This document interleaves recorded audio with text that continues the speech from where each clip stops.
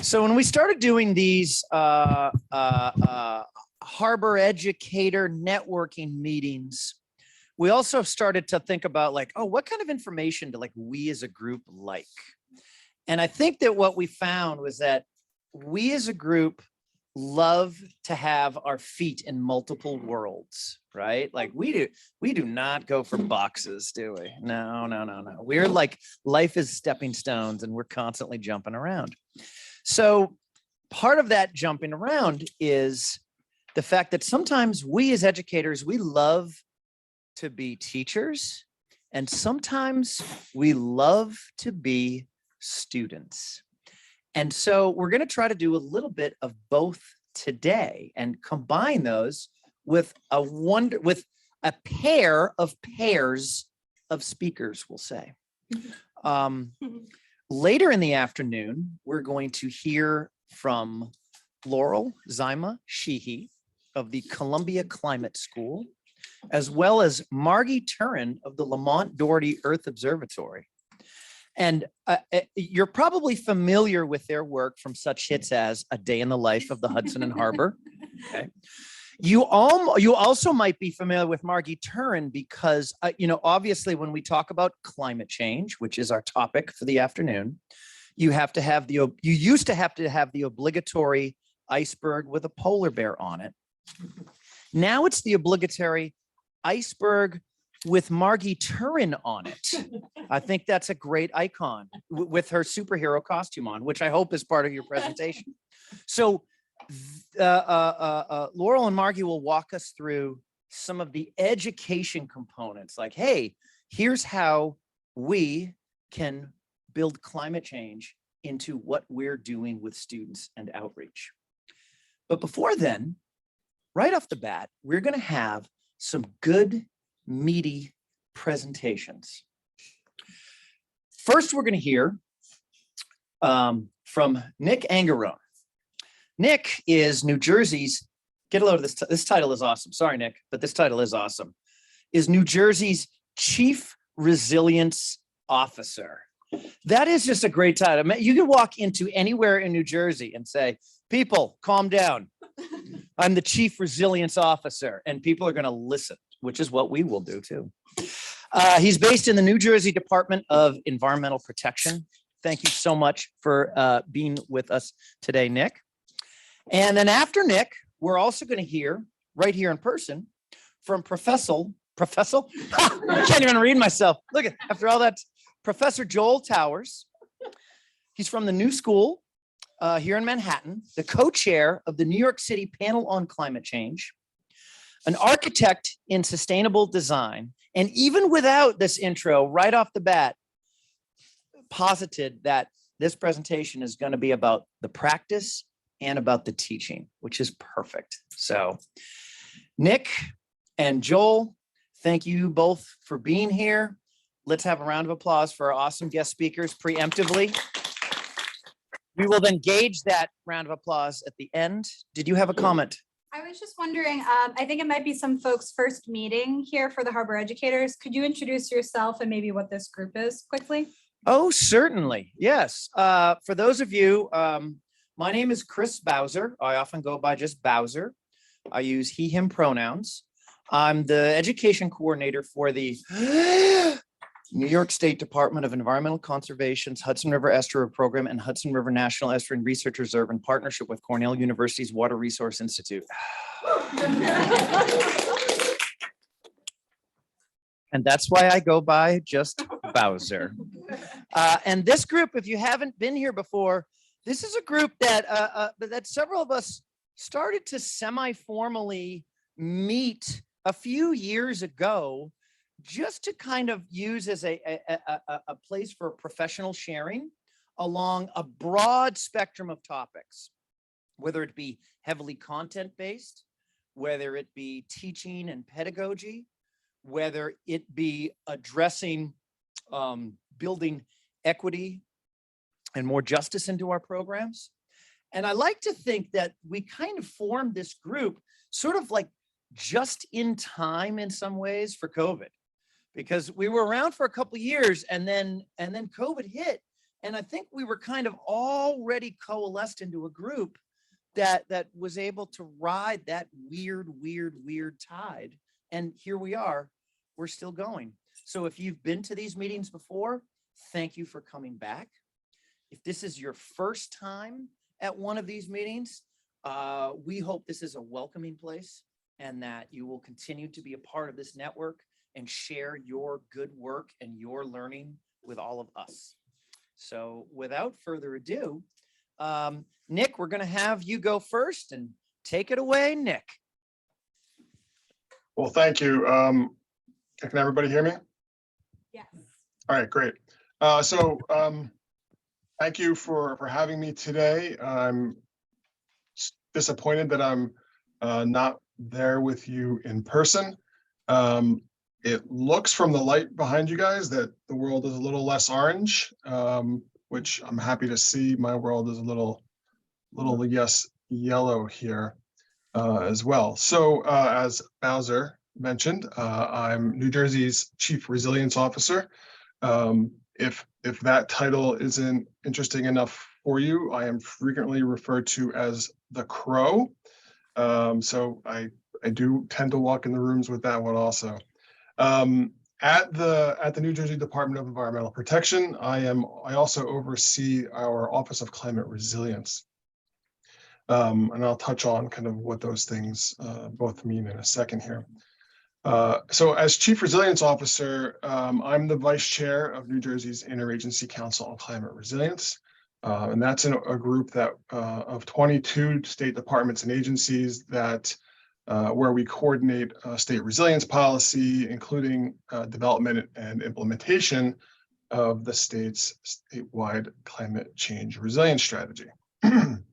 As the manager of the Office of Climate Resilience at DEP, I oversee a number of programs, including the Bureau of Climate Resilience Planning and the Blue Acres program, both of which I'll touch on in the presentation. Much of the work that I do at DEP is specifically about providing tools and direct technical assistance to our communities, working with many of our local partners through coordinated and networked initiatives administered through my office, not the least of which is New Jersey's Coastal Management Program. I'm also New Jersey's Coastal Manager, which is a partnership with NOAA. So as you all have seen and breathed in the last few days, right, the impacts of climate change are already with us. Right, and we've seen those impacts in many ways, including increasingly mild winters. Right, we had a very mild winter this year. Hotter summers. We had in New Jersey at least 3 extreme heat events last summer. More frequent flooding, both coastal and inland. And so today I'm going to go through some of those impacts with you and what we're doing to prepare and respond. So first, in June of 2020, DEP issued the state's first ever scientific report on climate change, which brought the global issue of climate change to our backyard. It was released as directed through Governor Murphy's Executive Order 89, which is the basis for much of the work we do, and also where the Chief Resilience Officer position stems from. The first iteration of the scientific report covered topics, from kind of like Climate 101, greenhouse gases and climate pollutants, but really focused on kind of what those impacts to New Jersey are going to be, touching on temperature, precipitation, sea level rise, ocean acidification, ecosystem impacts to our other resources, research and data gaps. We've, since 2020, updated our understanding of climate impacts in New Jersey multiple times.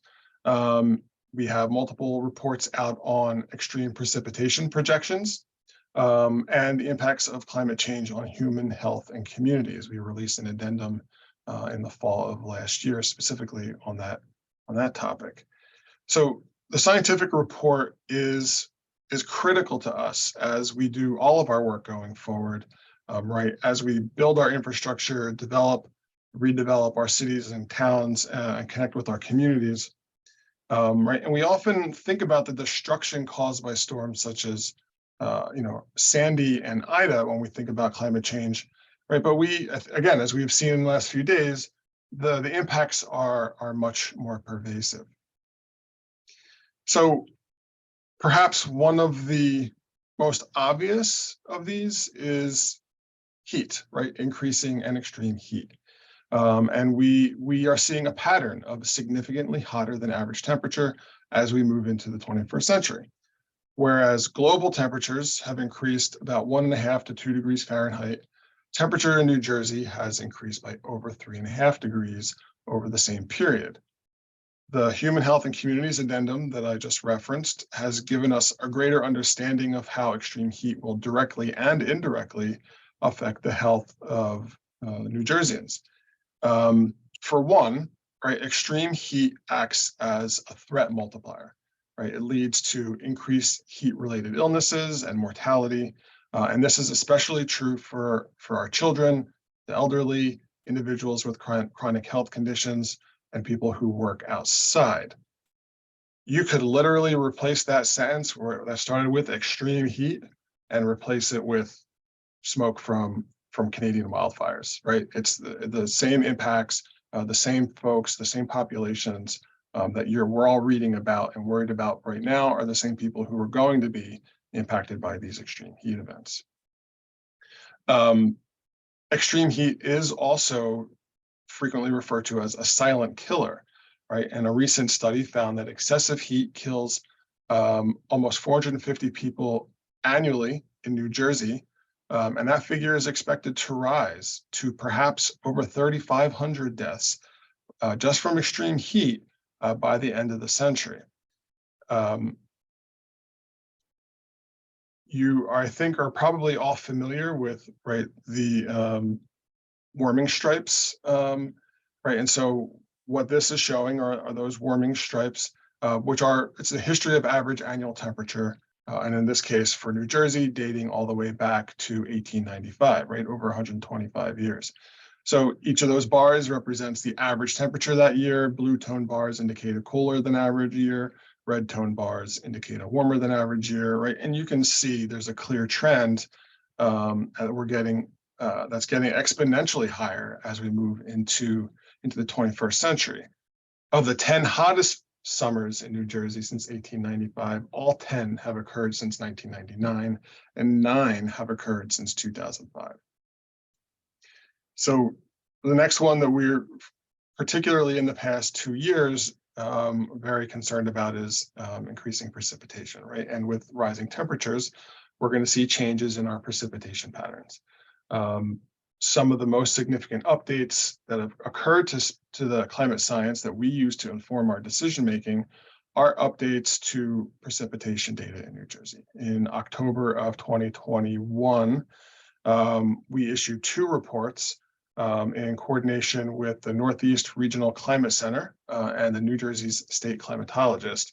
And what these reports essentially said is that the frequency of extreme precipitation events and the intensity of precipitation that we expect to see in the future is higher than we had previously had anticipated, especially in the northern half of the state. The map that you can hopefully see on screen right now, right, those darker colors are higher percent increase in precipitation, again, of extreme events. And so kind of in the most northern states, we're talking about an increase in those events of 50%. And that's a significant increase. You may have seen in the last couple days that New Jersey is in the process of adopting new regulations, our inland flood protection rules, that incorporate this new precipitation data, including projections out to the end of the century in our floodplain regulations and our stormwater regulations. All right, sea level rise. So as I'm sure you're aware, right, sea level rise is going to greatly impact New Jersey and its communities, its infrastructure and resources that are located in low-lying coastal areas. As with temperature, how much sea level rise we experience will depend on the amount of greenhouse gases that we emit globally. So global sea levels will set the stage for what happens in New Jersey, right? And there are four main factors controlling global sea level rates. So there's thermal expansion, which every time I see this, it always kind of surprises me that is right now the biggest factor controlling the amount of sea level rise that we're going to see, right? So thermal expansion of the oceans is the most significant factor by far. As water warms, essentially the space between all those water molecules increases, kind of making the water larger. So now if we multiply that right across our massive oceans, the water is going to take up more and more space. So second there and third here are additional water is added to the oceans as our ice sheets in Greenland and Antarctica melt. And we've seen some of the most significant melting from those areas just in the last few years. And then lastly, inland continental glaciers are also melting, and that water ultimately moves to the ocean. So this means the rate of global sea level rise since the beginning of the 20th century is about 0.4 to 0.7 inches a decade. Recently, in the Northeast, that rate of increase is more rapid than what's occurring globally and is expected to continue to be amplified. In New Jersey, all of those four previous factors are amplified due to some local factors, right? And so these factors include what's referred to as, and this is from my science friends, isostatic adjustments, which is vertical land movement due to groundwater withdrawals, sediment compaction, forms of subsidence, as well as changes to ocean circulation patterns and the local coastal morphology or shape and structure of the coast. Together, these factors will dictate how fast and how much sea level rise will occur in New Jersey. So subsidence, right? That's the sinking of the ground beneath us. And in New Jersey, subsidence is largely caused by glacial isostatic adjustment. And again, this is another one of those facts that kind of blows my mind, right? So the way that it has been explained to me, right? I am not a scientist. I am a planner by background and training. So the way it has been explained to me is if you can imagine that you're lying on a semi-deflated air mattress, right? Your body creates the indentation in that mattress, and the mattress kind of goes up around you. Now, once you get up, it takes a minute for the mattress to kind of level out again. So that's essentially what's happening with the Earth's crust. The pressure from the ice sheets from thousands of years ago in North America caused the Earth's crust to puff up around the ice. And even though that ice is, long retreated, the crust is still sinking back to level out level out to that equilibrium. So we're constantly, and New Jersey, slowly sinking. And so because of this, we see New Jersey dealing with sea level rise at a much faster rate than the rest of the world. There are three long-term gauges that are used to track the rate of sea level rise along New Jersey's coast. From north to south, they are in Sandy Hook, Atlantic City, and Cape May. From previous studies and reconstructions, pre-anthropogenic sea level rise in New Jersey was occurring at a rate of approximately 2 millimeters a year. And to use that in inches, that's 0.079 inches per year, which is in line with the global rate discussed that I mentioned earlier. And what we see from the long-term monitoring at these three tide gauges is that sea level rise is occurring at a rate of 4 millimeters a year or 0.16 inches a year. So this is suggesting that the current rate of rise has doubled the historic rate over the last 120 years or so.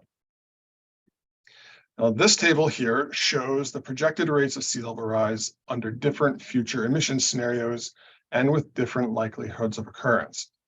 This information was produced for DEP by the Science and Technical Advisory Panel, facilitated by Rutgers and DEP, to ensure that our decision-making is based on the best and most recent science as we move forward with both planning, regulatory, and resilience efforts.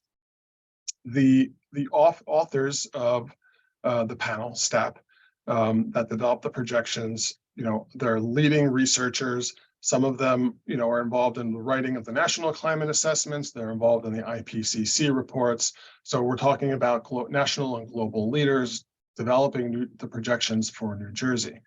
So, I mean, as with any modeling, there's of course uncertainty included, which is why you see a likely range identified in the table. So you'll notice that 2030 and 2050 projections do not include different emission scenarios.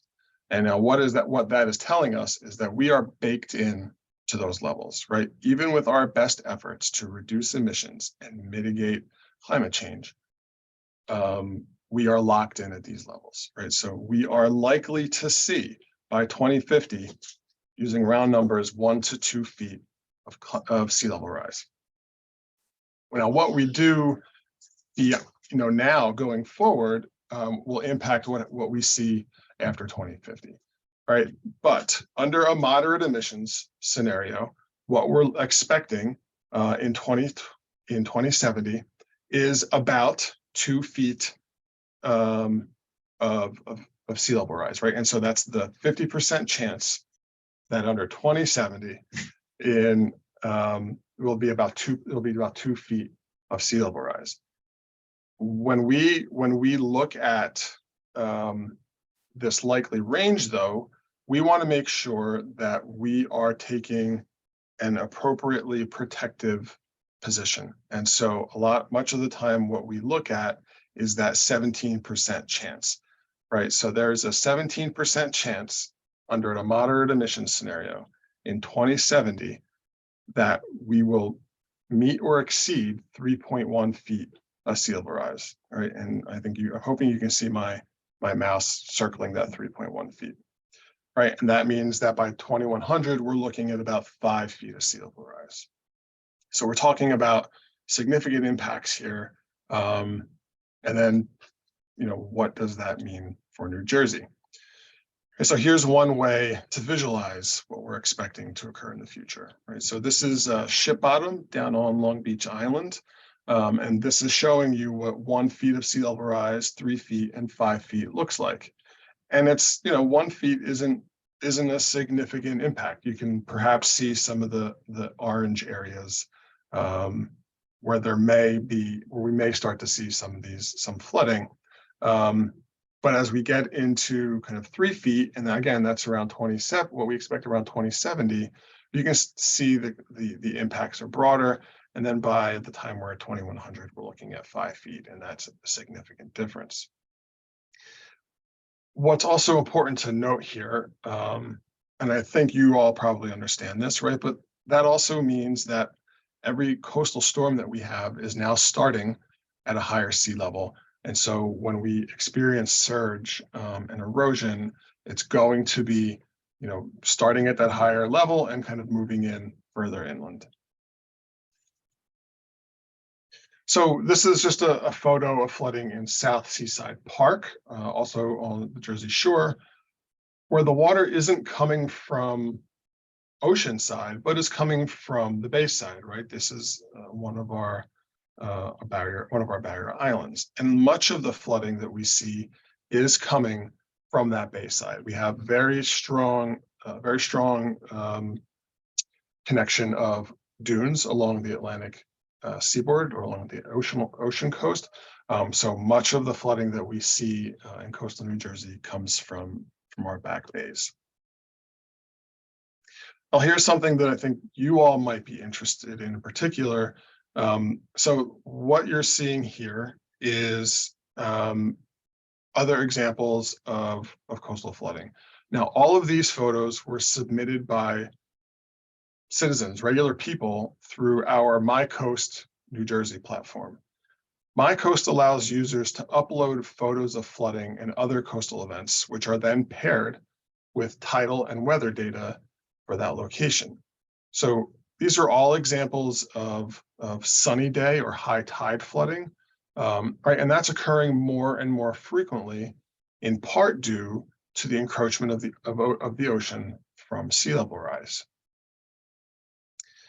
One of the other things that the Rutgers STAP report that I mentioned also looked at was projections for sunny day flooding, right? So this is, maybe today's not the best example of a sunny day, but right, a day where there's not, not a particular, no storm, no coastal storm that we're talking about here.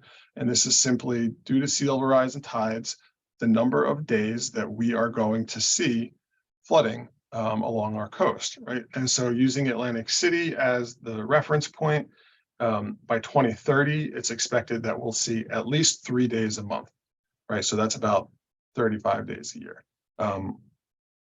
Right now, we see about 7 to 15 days a year, right? So that's, again, a relative significant increase. By 2050, we're talking about every third day. And right, and as we go out through the end of the century, we're seeing flooding almost every day, right? So this is flooding at high tide. So we have considered all of New Jersey's tide stations, the ones that I showed you previously, and found that the rates of sea level rise, are fairly consistent along the coast, and so that we only use one projection, so that we have a New Jersey sea level rise projection. So this is another example of flooding that we're already seeing, right? And so this is Great Bay Boulevard down in Tuckerton, which, at some high tides, this road becomes impassable. Right, and so you can see in the image kind of the road, the blacktop, right, swallowed up by parts of the bay. But what I think is also interesting to look at is kind of the area immediately around it, which is coastal marsh. Right, and so we need to consider what sea level rise is going to do to our natural systems. Right, wetlands are a critical habitat that protects our coasts and our communities. Is the home of a lot of our wildlife and the source of, our much of our kind of tourism and recreation and blue economy. And they are particularly vulnerable to sea level rise. Now, our wetlands are generally resilient, right, but are impacted by environmental and human stressors.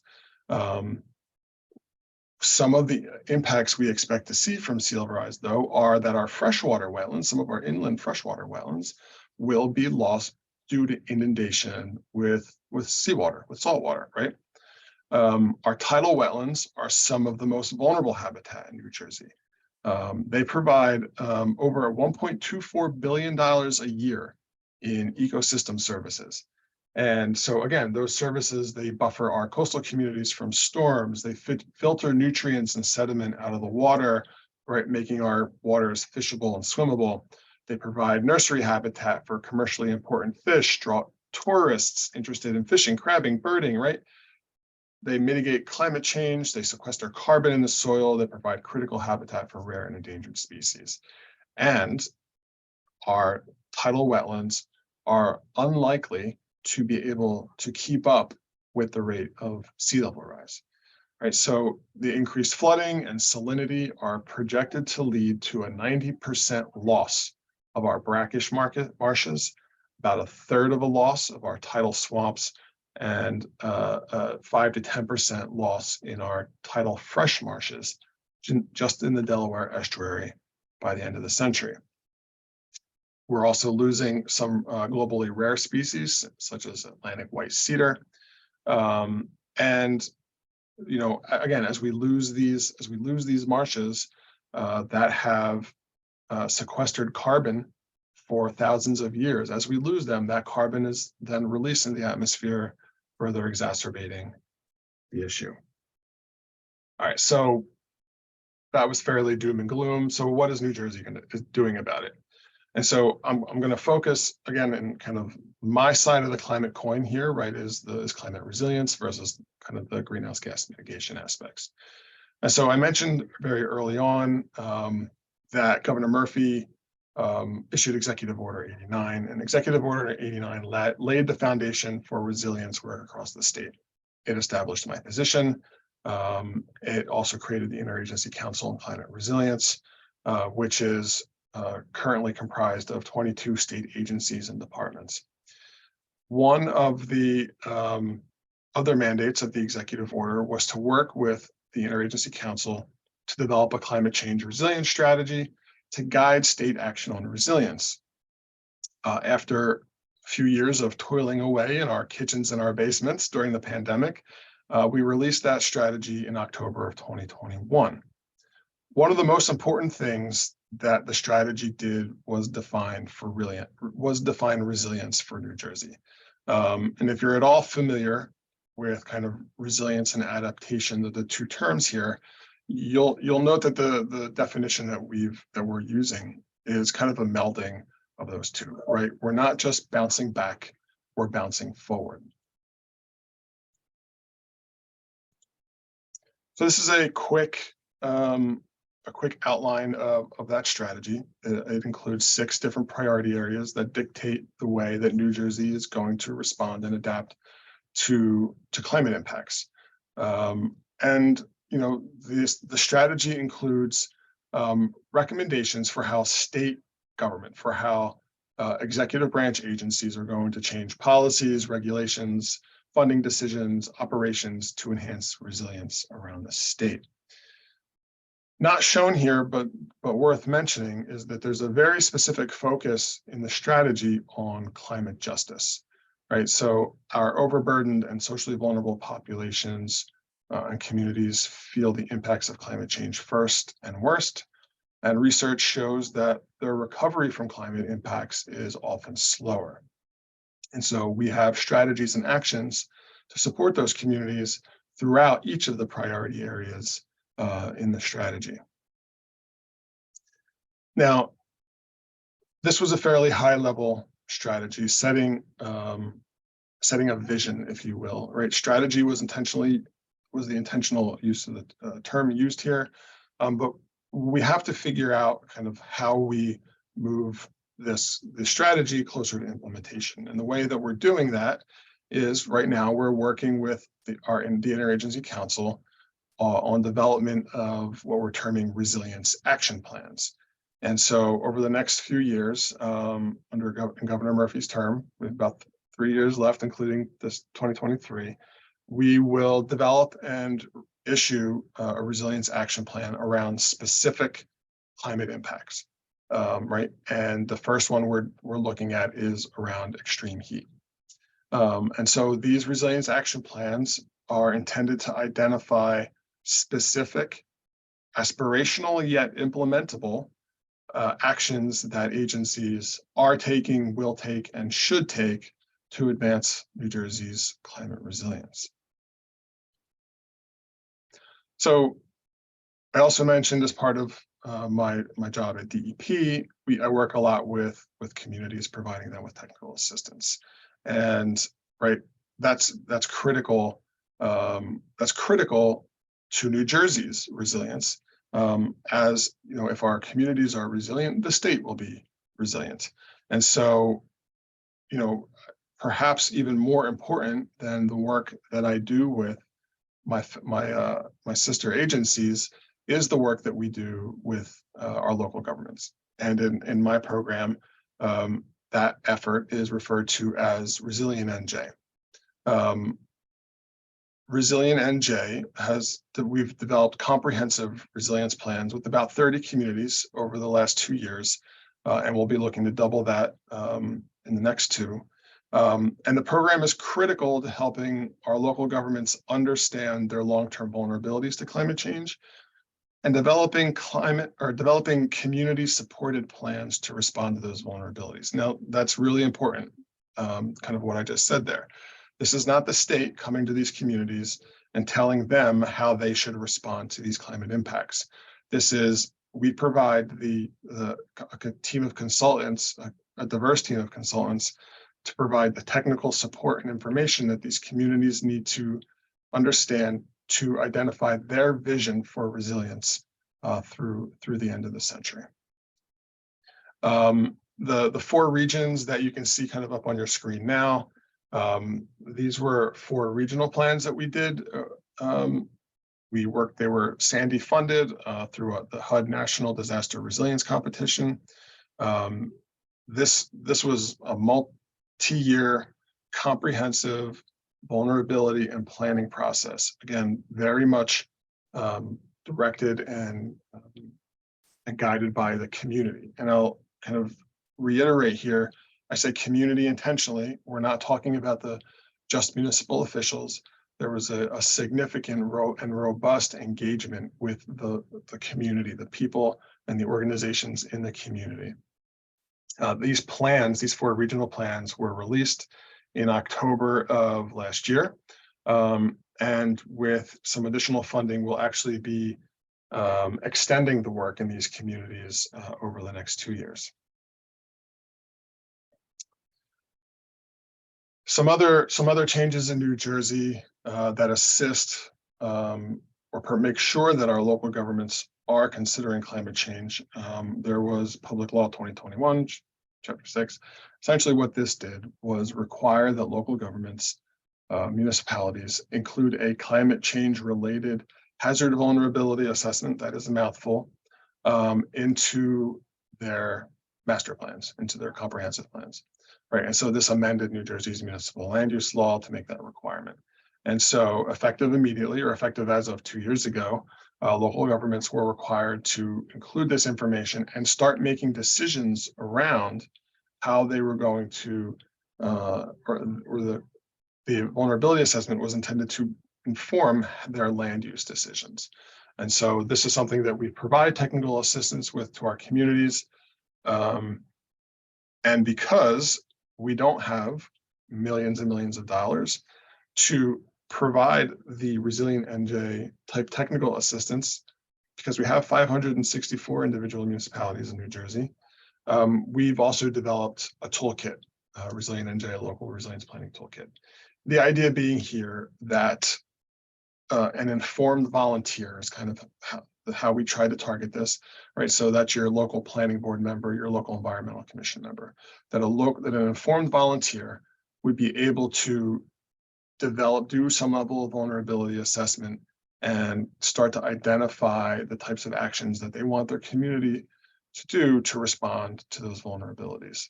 They should be able to do this without coming to DEP or for a grant or hiring, a consultant to do the work. Finally, over the last year or so, I've also had the Blue Acres program under me. If you're not familiar with the Blue Acres program, it historically has bought out flood damaged properties after a disaster, right? It's been around since 1995.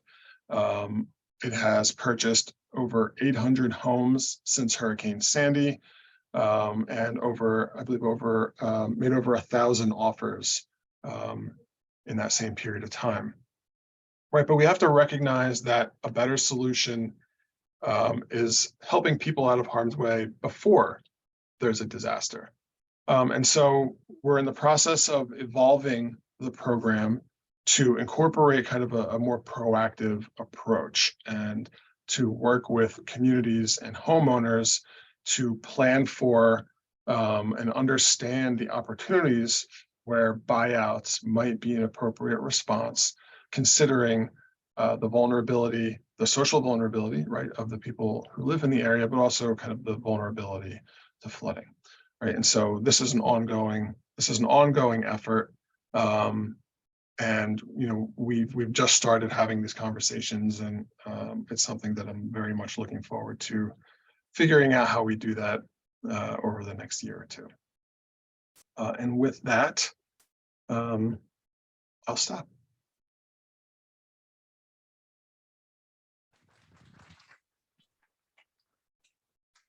Thank you very much, Nick. I think what we'll do is we're going to hold questions until after Joel's presentation. That way we can kind of get more of a rich fabric of answers. However, if you are if you're attending online, please feel free to put your questions in the chat box. so that we can make sure that that gets into the Q&A piece. Thank you very, very much, Nick. And now Joel, would you like to come up? I think that's up to you. I think I can sit, right? We're kind of, it's an intimate group. I don't need to look at that. You guys can look at that. I can watch you. But I do need to be able to advance it, and the colors have changed, so that's interesting.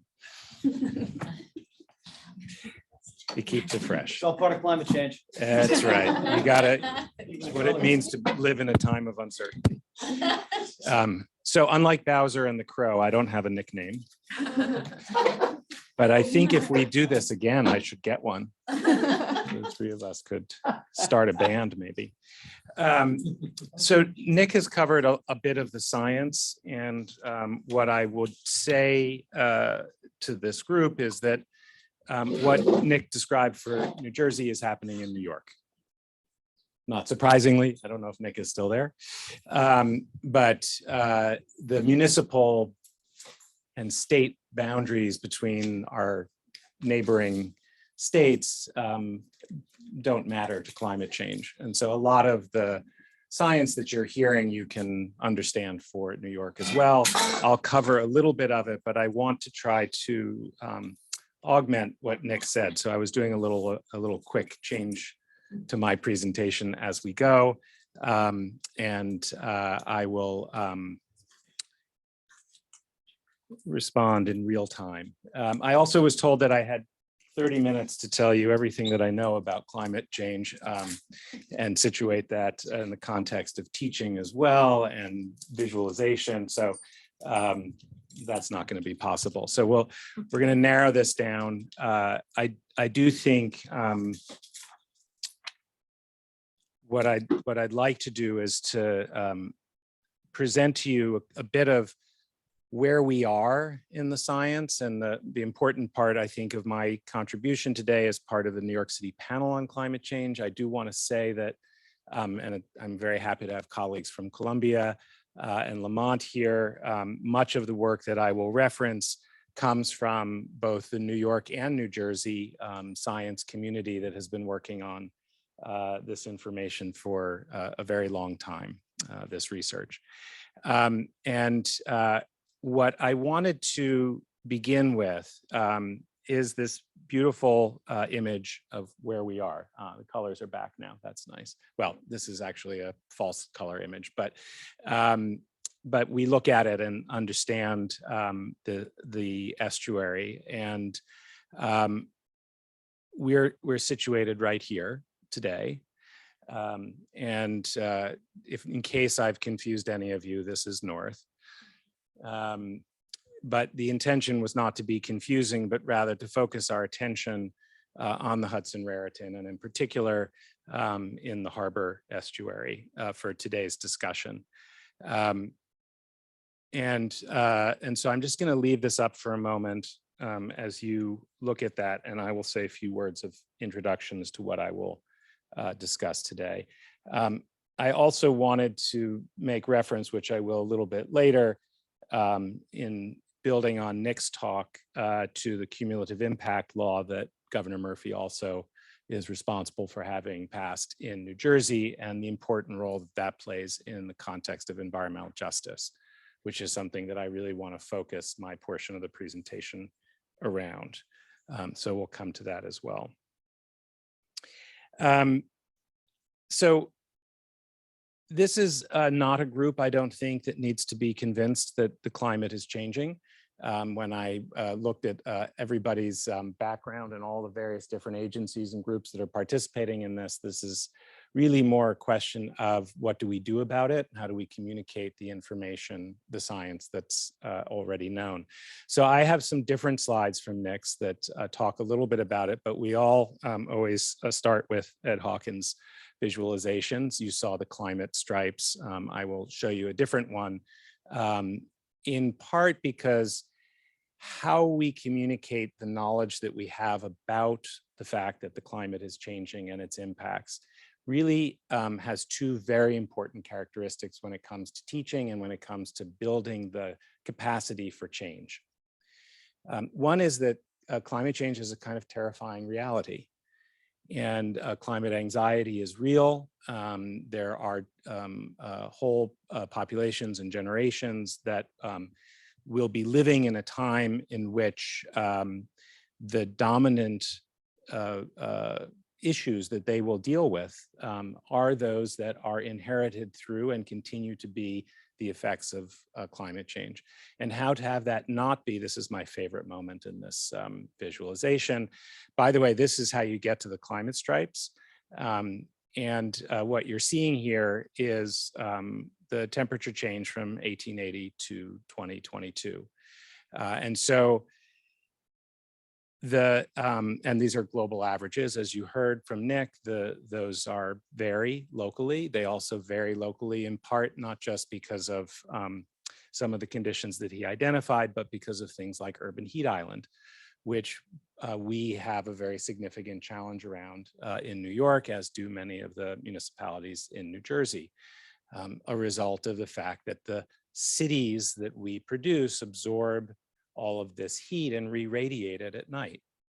And so it doesn't cool off as much. So if you're living in an urban environment, you are exposed to even greater stresses in relationship to additional heat.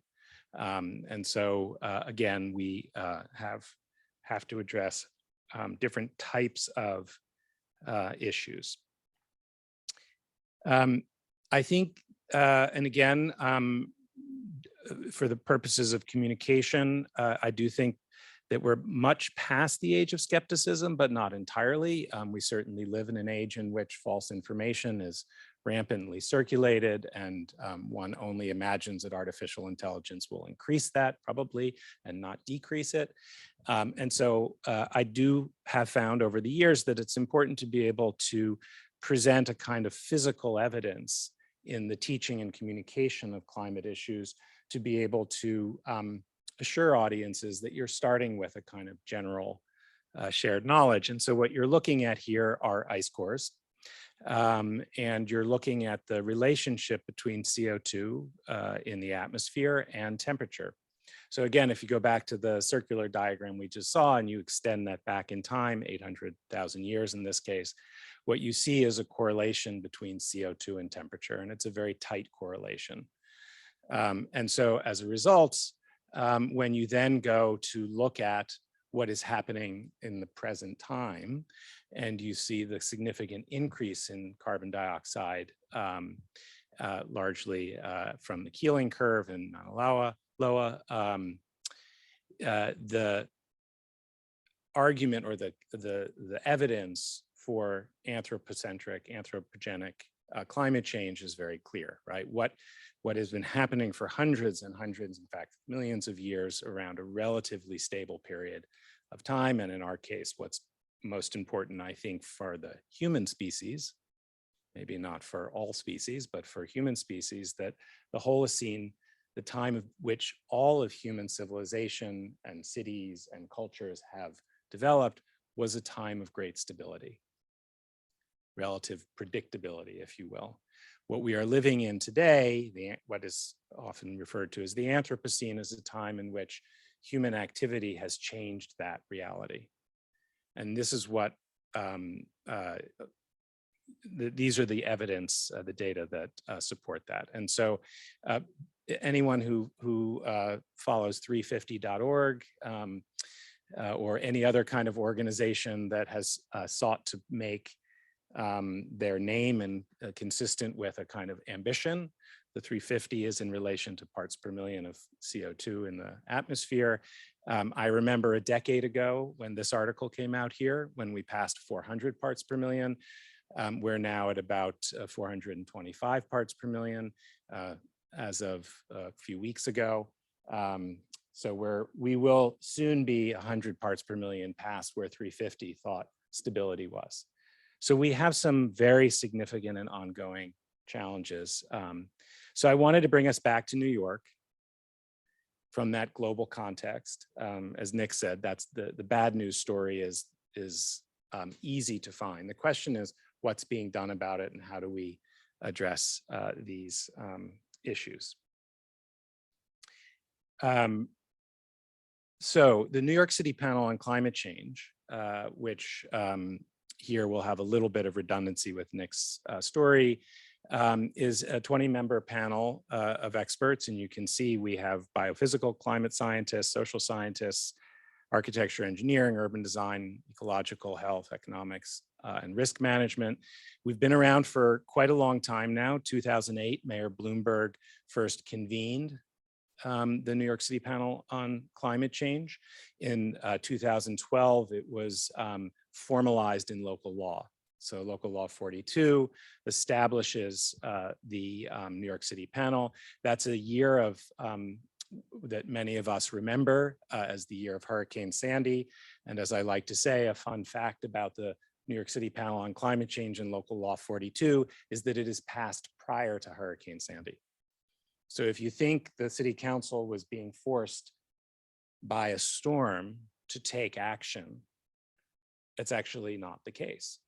Not only was this work in place for many years before, and my colleagues, Cynthia Rosenzweig from the Goddard Institute for Space Studies and Bill Selecki from Hunter College, who co-chaired the first 3 New York City panels on climate change, were working diligently with their working groups for a long time prior to the storm that changes everything in New York. And of course, by the way, lots of history of storms that change everything in New York. Sandy is not the first. I was going to show you a bunch of historical storms, but I took those slides out. And so we have an important body of science that looks at the longitudinal change over time in relationship to New York City and climate science. As I mentioned, Cynthia and Bill are the co-chairs and editors of the first 3 volumes. I put these up here because if you are looking for resources, these are excellent resources. If you're teaching in New York, you're looking to understand the science, you're looking to point people to materials. I have a slide, by the way, that does all the reports. First the UN reports, then the New York City reports. I'm sure Nick at some point, once New Jersey does all these, you're going to have thousands of reports telling us that it's getting warmer, it's getting wetter, that there's subsidence, like everything so what do we do about it is the question. How do you build the political will to make change? So one of the things that we are focused on in the NPCC 4, which is the next mandated report, is to really be centering the issues of climate justice, to be thinking about environmental justice in relationship to this. And that's where I really wanted to, again, praise the work from New Jersey and some of which has been mentioned, but cumulative impact is a really important component of identifying communities at risk that have been already the recipient bearing the brunt of all sorts of environmental injustices and are at risk in relationship to further environmental injustice and to climate change. And to be focusing on those communities first and really doing work in those locations is critical. And so equity and in climate change was an issue that came up in NPCC 3 for the first time as its own chapter. And in NPCC 4 is working across the entirety of the report. So not just a chapter on equity, but the ways in which we address environmental racism and equity in the production of science. Where are the data coming from? How do we understand those data? How are we looking at things like heat in the city? Who's impacted by it? I'm going to show you some versions in relationship to sea level rise in a moment that I think are particularly important to pay attention to. In addition to the mandated reports that we have, which are connected to IPCC reports, the Intergovernmental Panel on Climate Change, which releases reports roughly in a kind of 5-6 year cycle. IPCC 6, which was just completed a year previously, and the synthesis report that came out. The New York City Panel on Climate Change is mandated to release a report within a year of an IPCC report. And the thinking then when the local law was written and now, is that there's a tremendous amount of shared science in the global community that needs to be downscaled or made relevant to New York City. So NPCC is essentially a body assessing the state of the science and working to downscale it from a global condition or even from a statewide or regional condition to what matters for New York City. And that's where you do get these municipal or state boundaries. There are different issues that the states address and have to address. And there are issues that are really better if we forget that we're different states and collaborate across those boundaries.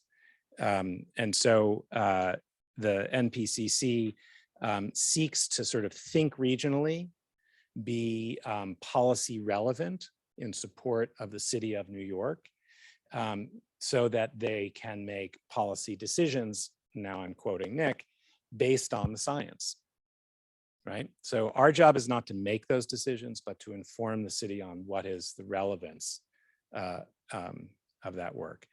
In addition to the 3 reports I mentioned, in the past, NPCC has provided essentially a projections of record report, largely having to do with meeting local law timelines, because the local law also gives us a 3-year timeline, which doesn't align with IPCC particularly well. And so in order to maintain the 3-year cycle and the IPCC 1-year post report, we have in the past, and we will, in fact, in the matter of weeks, be releasing the Climate Risk Information 2022. It's already been peer reviewed. And this will be establishing, as you can see here in the contents, new projections of record. What I can tell you is that they are very much in line with past projections of record. There are some variations which are interesting to the scientific community. And here now I speak as an architect, not as a climate scientist. So like my colleague Nick, who is a planner, you have a planner and an architect telling you about climate science. What that tells you is that the science is in many ways largely settled and it has shifted to the question of what do you do about it. However, the science continues to evolve. And so what's particularly interesting to me when I look at the sea level rise projections, which I will focus on for this group in a moment, is that the projections of record at both the low end and the high end are narrowing as a result of increased accuracy in projection and observed data and an understanding of the ways in which the various different factors and dynamics of sea level rise are playing out. So what you look at, it's interesting at the low end and at the high end of confidence in relationship to different scenarios, different SSPs. The low end is coming up and the high end is coming down, and it's coalescing around the middle. And so that's interesting on the one hand from the science. But I thought Nick put it well, and I would reiterate it, that when you think in 100-year time cycles, and I'm looking at you, but behind you, I'm seeing Little Island, right? Little Island is a piece of infrastructure. A lot of money and carbon went into building it. And it's going to be around in 100 years. We could probably chart the sea level rise in relationship to its little spindly bases. And so one has to, in my opinion, or one is well advised, speaking more as an NPCC member now, to take into account high risk, low probability events when thinking in very long-term time cycles. So if you're thinking about infrastructure, you don't want to see infrastructure fail, right? Because infrastructure failure is catastrophic. That's what we learn about it. And nobody wants to spend more money than they need to building infrastructure. So how does a policymaker hit that sweet spot where you've taken into account the risk, you haven't under-evaluated the risk, but you haven't overshot the risk? And this is where those high probability events is one way to go. We're going to make sure we hit the minimum sea level rise and build the cities and infrastructures to account for that. But then when the storm comes and that infrastructure fails, politicians don't come off very well in that moment. So our political colleagues are always saying to us, how high do we need to make the seawall? To which I cannot respond, and no scientist can respond, because there's variability in this, right? As an architect, I can tell you, we design our buildings to withstand certain kinds of storms. So you design a roof to withstand a 100-year or a 500-year snow load, right? The 100-year storm is an interesting factor in risk management in my world. It's very different in the world of a policymaker who has 4 years or 8 years in office and is trying to think about re-election.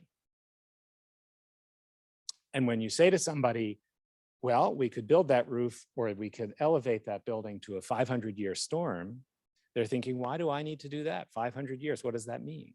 So it's a terrible name. We should never call it a 500-year storm, because it's just a probability that it will recur or occur in any given year, 0.2% or a 1% storm for a 100-year storm. But what we're finding is recurrence rates are changing. We're supercharging our storms because the sea levels are rising. And we're dealing with a level of uncertainty that's changing the calculus, the actuarial calculus of those risk factors. So risk is changing as well. So again, if life safety is your concern as an architect, I have to take life safety into account. I have to have multiple fire stairs out of a building. I have to think about fire suppression. Most buildings never burn. Most people never have to flee in a fire from a building. But you still have to have all of those conditions in place. That precautionary principle is a basis of our understanding. And I would argue that our cities, that the definition of resilience, in addition to bouncing back better or whatever version that was, sorry, Nick, you know, that resilience is not just the capacity to respond to a change in the system without system collapse, right? That formal definition. But how is it that we change our risk calculus? And that's a social decision. That's a cultural decision. We have to start to take that into account. I think that's what's changing most. So that was all a precursor to our version of the numbers. And they look almost identical to Nick's numbers, except we use inches and they use feet. I don't know why you're not using meters and should be using centimeters or millimeters. Anyway, what you see here are numbers that will be reported in the upcoming special report that I mentioned. These are actually coming out of something called the Vulnerability Impact and Adaptation Analysis, which my colleague Tishman McPherson and I lead, which is providing some of the new analysis for the NPCC report. NPCC, like IPCC reports, are assessment reports on the state of the science.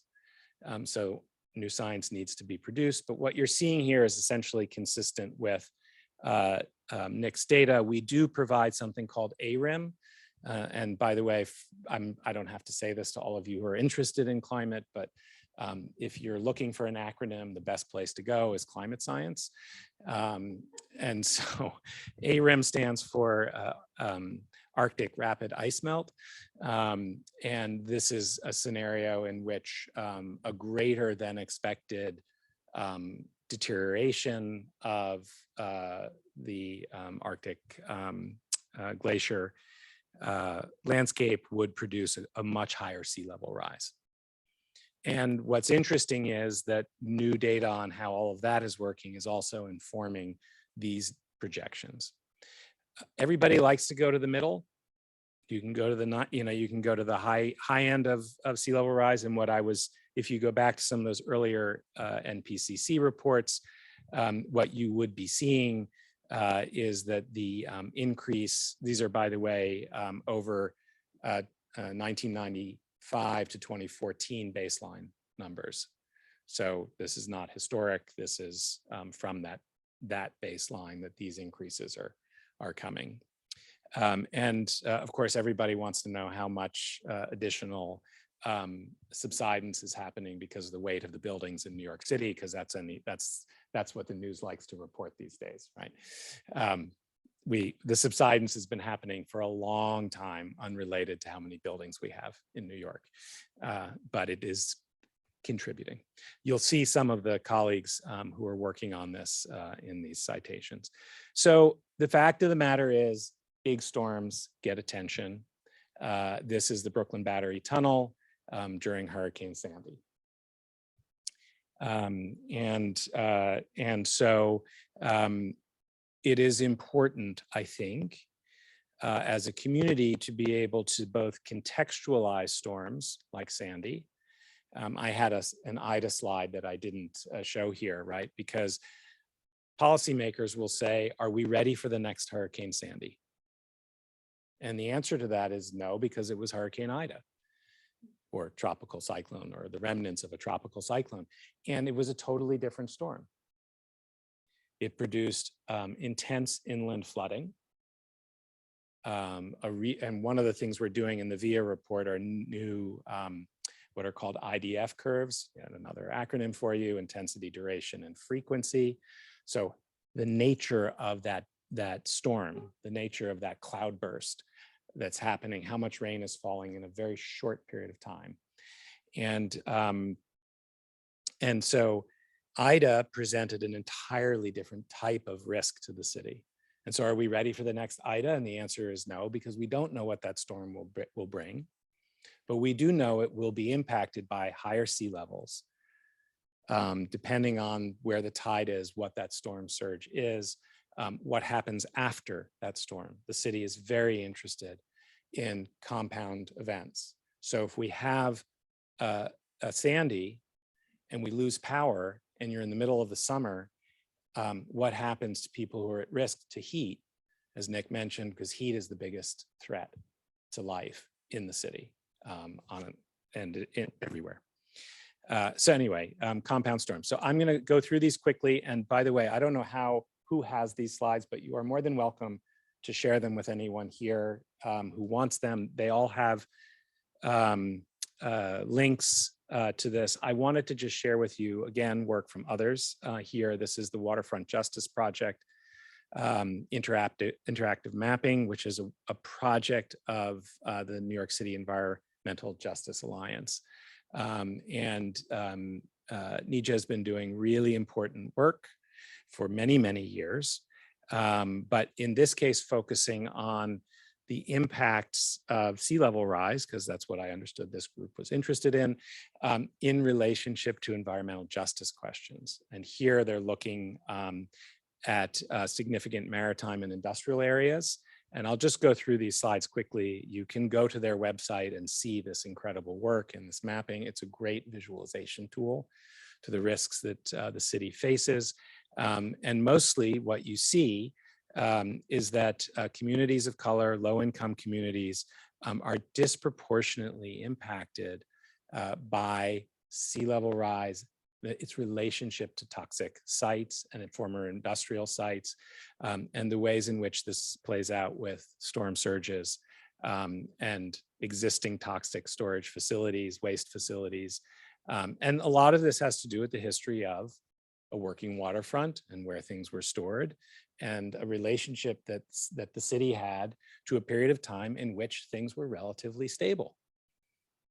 And so we have in New York City alone, there's 33 square miles of what gets called the floodplain. It's the coastal hazard zone, because it's not actually a floodplain. It's in those terms, but floodplain is how we understand it. And if my colleague Bernice Rosenzweig will allow me, I will, who's one of our scientists working on flooding, will refer to it as that. And that floodplain is an area of great risk for the city for these reasons. So here you're seeing, again, just the way this map works, the demography, the storm surge, those special maritime areas, and the overlap of all of these things, right? So this is the kind of key question for the city. how do you deal with those zones? Zoning has been doing work in that space. The coastal waterfront plan, the new New York NYC plan document, all of these things are lifted up as critical to the city's future and how you make change in those areas. So a lot is happening and it's based on science. I will end here because I know we have just a couple minutes. I'm going to throw in a picture of Miami because I find this woman on the bench gives exactly the challenge that we face in the future of sunny day flooding. This is Miami and sunny day flooding situations, and these are the challenges that our cities across the Hudson-Raritan Estuary face in the very immediate future, and will require really collective action to make change. My colleagues here, again, you can have the slide deck, and I'm just going to end here and ask how many people know this image in the room? Thank you, Louis. This is what's known as the garbage barge. If you don't, some of you, it's probably before your time. This is 1987 in New York City. If you look behind it, you'll see the old World Trade Centers. 1987, when this barge begins a journey that is fascinating if you've never followed the story, and I don't have time to tell the story. That's what Bowser is letting me know. But I show it here precisely because of how much change has happened in relationship to how we deal with waste, how we deal with the water, right? 1968, 100 million tons of petroleum product annually dumped into the waters and just offshore when we'd had offshore dumping in New York or in the United States, right? Before you get the introduction of global treaties and other scenarios that change that dynamic. From 1946 to 1970, 55,000 containers in the Pacific, 34,000 containers of radioactive waste. We were dealing with the waters as a garbage dumping ground. They are now not that, through very important and good work.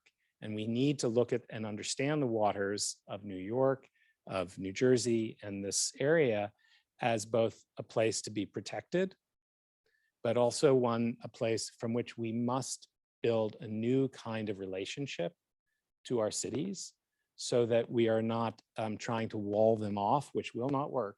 Sorry, Army Corps of Engineers.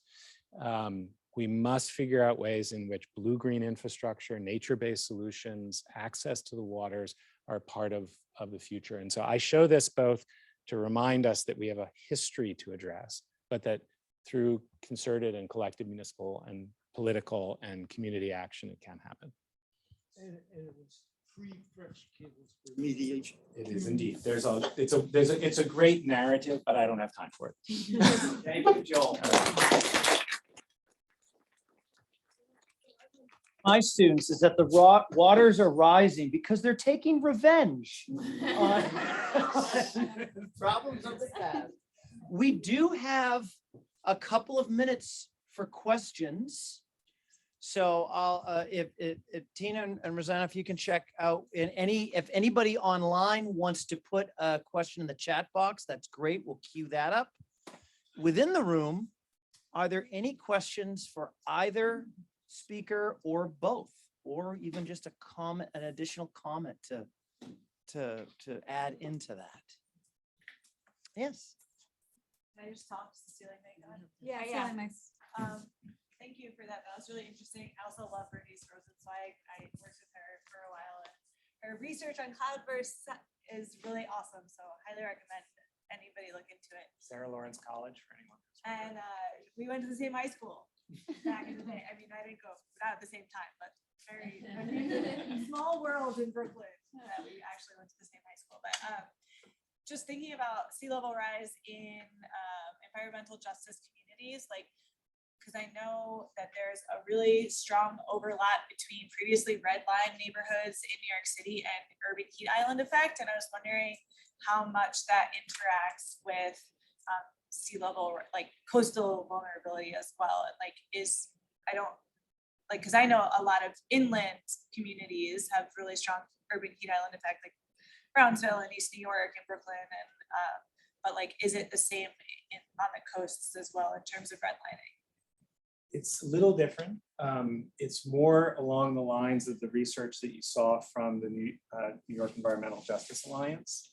So it has to do with the working waterfront. And so Like social class. right. So it's less about redlining and more about the ways in which that industrial history and the storage of toxic waste are overlapped with class and race in relation to, you know, where do people live? Where can they afford to live? And so it's similar, but a similar outcome, slightly different source of change.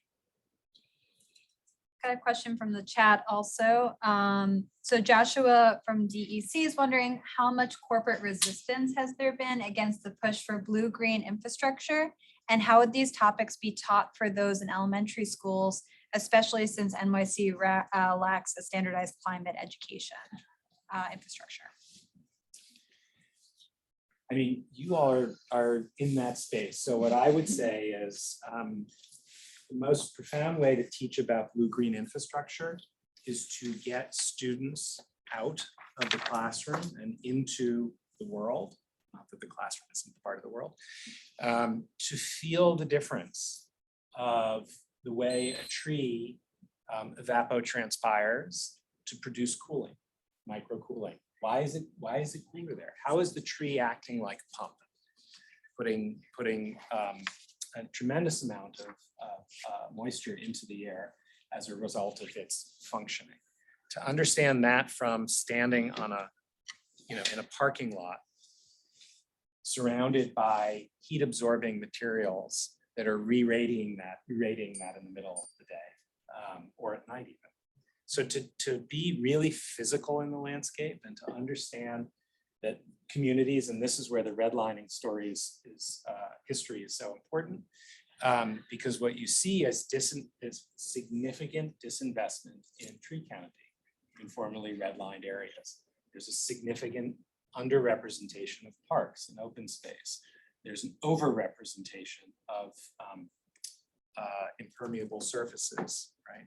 So to get people into the world to experience it, and then to go to places where it's not functioning that way, it's functioning better.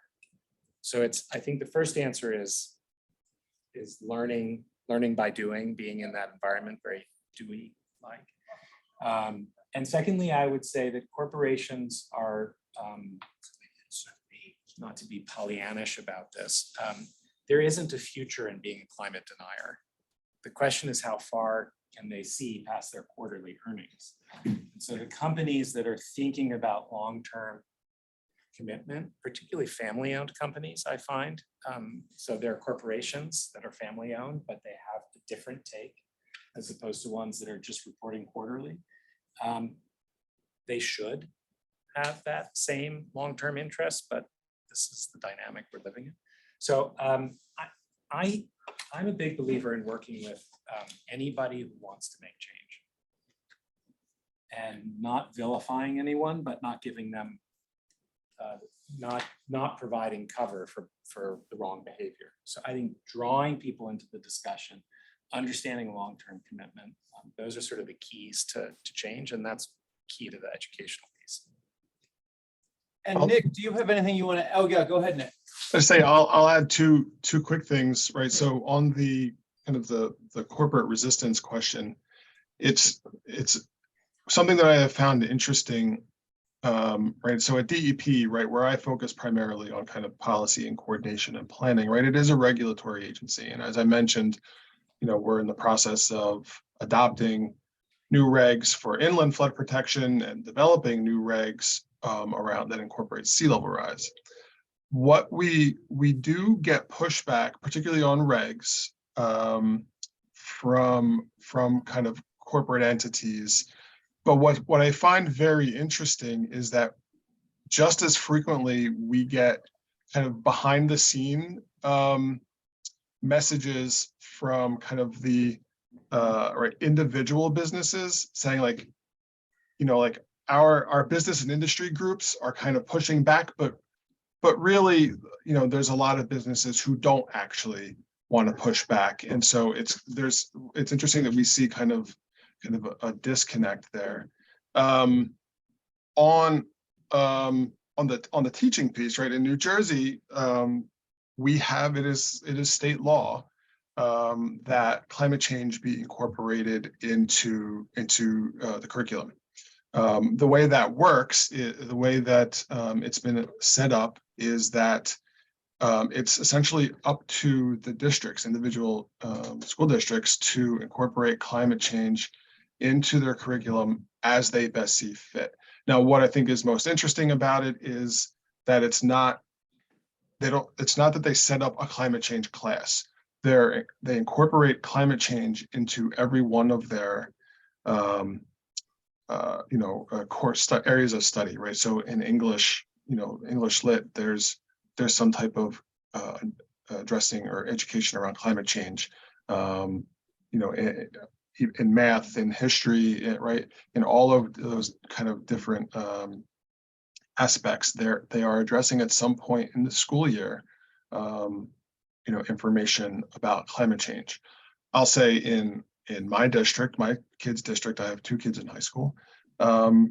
This is a fairly progressive district, and my daughter's going into her senior year, and she's helping develop a climate science curriculum for a specific optional class around it. So it is something that in New Jersey is law, but kind of how the different school districts do it is ultimately up to them. Well, Nick and Joel, thank you guys very, very much for this awesome presentations. These were great. We are slated right now to take a 12-minute break. 10-minute break. I gotta come back. My bad. 10-minute break, during which, if you have any additional questions that you didn't get to ask or answer, please leak into this time here.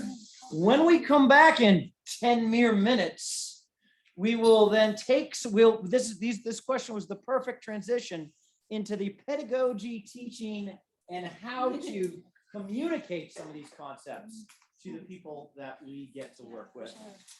Thanks to Margie and Laurel. So we'll see you guys back here in 9 minutes. Thank you very much. That's excellent.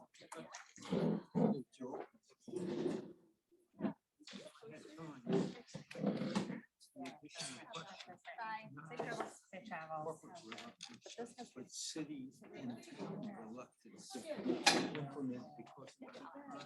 Yeah, do you have a question for him? Oh, yeah.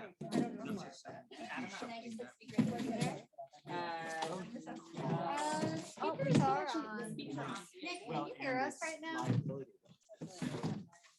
One of the challenges. Of course. Okay, I have a question for you if you don't mind. Hi, I don't know where I'm supposed to be speaking. Okay. Hi, Nick. So I really enjoyed your talk. I'm also from New Jersey, so I appreciate hearing about some of the work that's being done like in my neighborhood.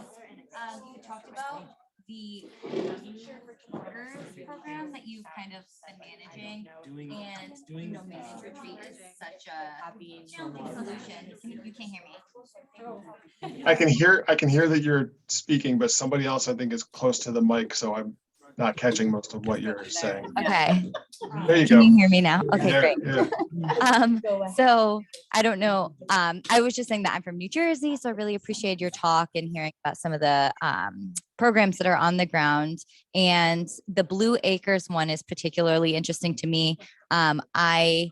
I know managed retreat is such a challenging solution because in some cases it's just unsustainable to continually rebuild a house that's constantly getting flooded or damaged, year after year. But at the same time, some of these families are like multi-generational. This is the only home they've ever known. So asking them to leave their home can be, culturally, socially, a conundrum for them.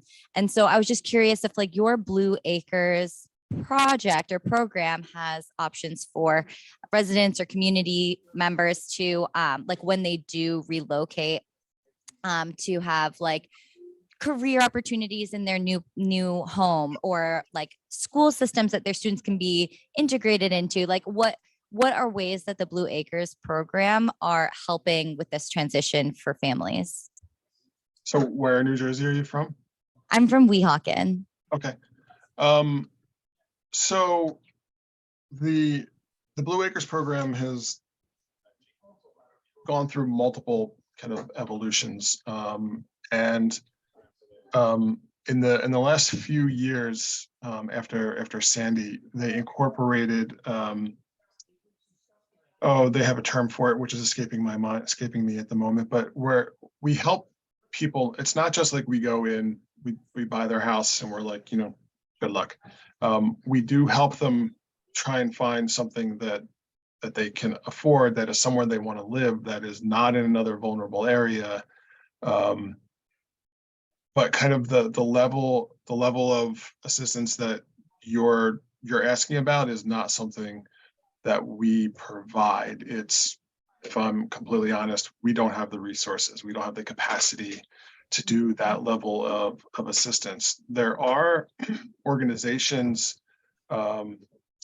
who do try and provide some level of assistance, but again, I don't think it's quite to the level that you're asking about. And a lot of those organizations are still kind of more advocates to provide assistance, directly and more quickly to the homeowners who have been impacted. So it's interesting, right? So after the remnants of Tropical Storm Ida, right, came through in 2 years ago or a year and a half ago, right, there's a good amount of disaster funding coming in through HUD.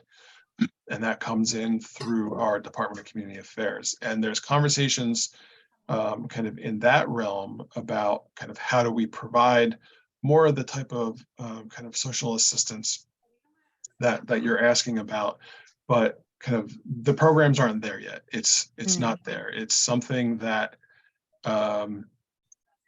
there's a lot of conversations. There's, New York is in the process now that they have stable source of funding to developing a buyout program, and there's a conference, I believe, at Columbia, since the slide is up. Yes, that's right. The Manage end of- Retreat Conference. Yes, and there will be a number of, I think, conversations around this. My Blue Acres manager will be there on a couple panels, Courtney Wald-Whitcop, if you want to look her up. But I think, it's something that we've identified as a need, but that just like, we don't have the resources and capacity to do ourselves. Yeah. Okay, thank you. And quick follow-up. What happens to the land that you purchase? So in all cases, the land that we purchase is deed restricted in perpetuity. So there cannot be any additional development on it. Excuse me. So it's generally used as open space. Now, depending on the specific location and community, kind of depends on really kind of what the locals or the state does with the land, right? So there's a really great example up in Woodbridge where we've bought out a neighborhood or two where they're converting it back to, woodland, and they're kind of restoring wetlands and the like. There are some places where, the roads remain in place and the town mows it every once in a while. So and in some places, if it's close to like a state park, it gets added to the state park. So it really depends on the specific locations. There's a great example, if you're familiar at all or have heard about Manville in Somerset County, right? They got hammered really badly in Ida.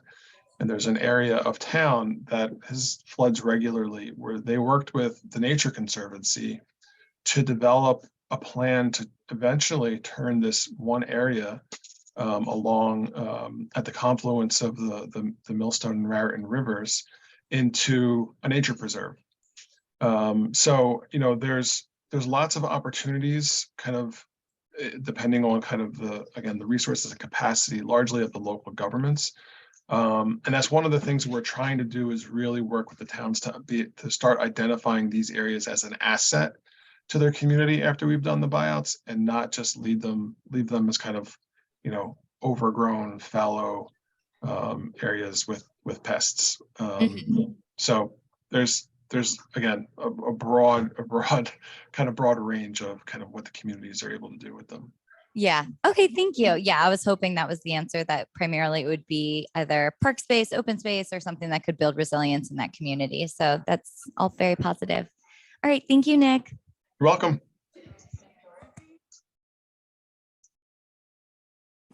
And thanks again for joining us, Nick. If you are heading out, you're more than welcome to. And just a big thank you from all of us for joining today.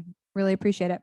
I mean, again, happy to participate. I'm disappointed I couldn't be there. I had plans to visit Little Island and walk the High Line again, but probably not the best day to do that. Totally understandable. Oh, actually, really quickly, there's one more question from the audience. Sure. One more question from the audience. You know, those great programs over in New Jersey that you expanded upon.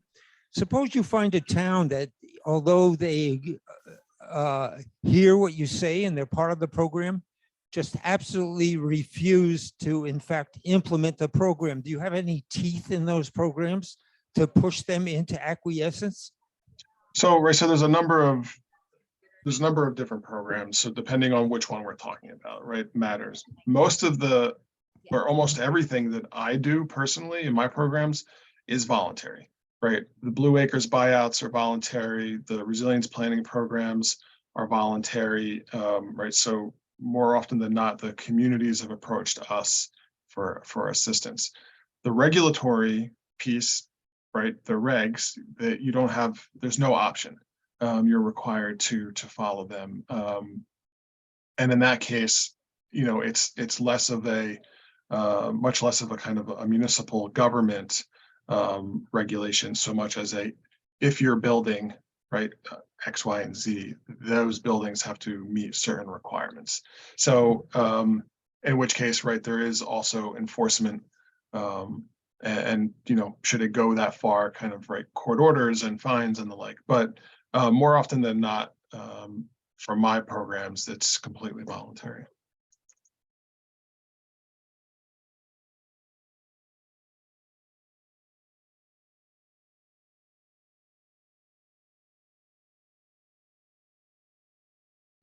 Thank you so much, Nick. Appreciate it. You can log off. We're going to go on break. I'm going to share your email address with folks in case anyone else has a follow-up. All right. Absolutely. Thank you. Take care. Have a good one. See ya. Bye.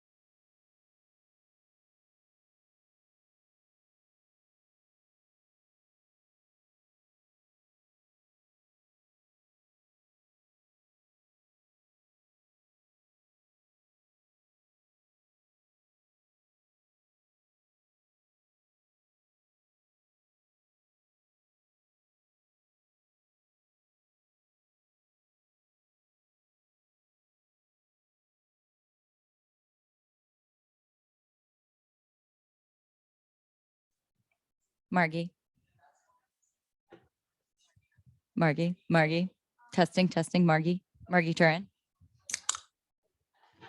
No. I'm ready. Okay, so we have the websites up so we can like show them in real life. Yeah, but it's gonna take a little finessing because we also have a microphone that we have to speak into for the online people. So might be a little tricky, but we'll make it work. Okay, so I think we're gonna get started. You are gonna want to make sure you have one of these worksheets. If you don't have one, feel free to pick one up. And also, if you have your laptop with you or a smartphone on you, we are going to go ahead and go to the website www.polar-explorer.org, not com. Perfect. And so while you're doing that, we can introduce ourselves. So hi, everyone. My name is Laurel Zaima-Sheehy. I work at the Columbia Climate School. We sent out a little survey to see what exactly as educators you're looking for in a type of training like this. And it was kind of a mix of you're looking for resources, you're looking for on the ground activities that you can deploy with your students. And you're also looking for some new knowledge. So hopefully we'll be able to hit on all those things. Yep, it's www.polar-explorer.org.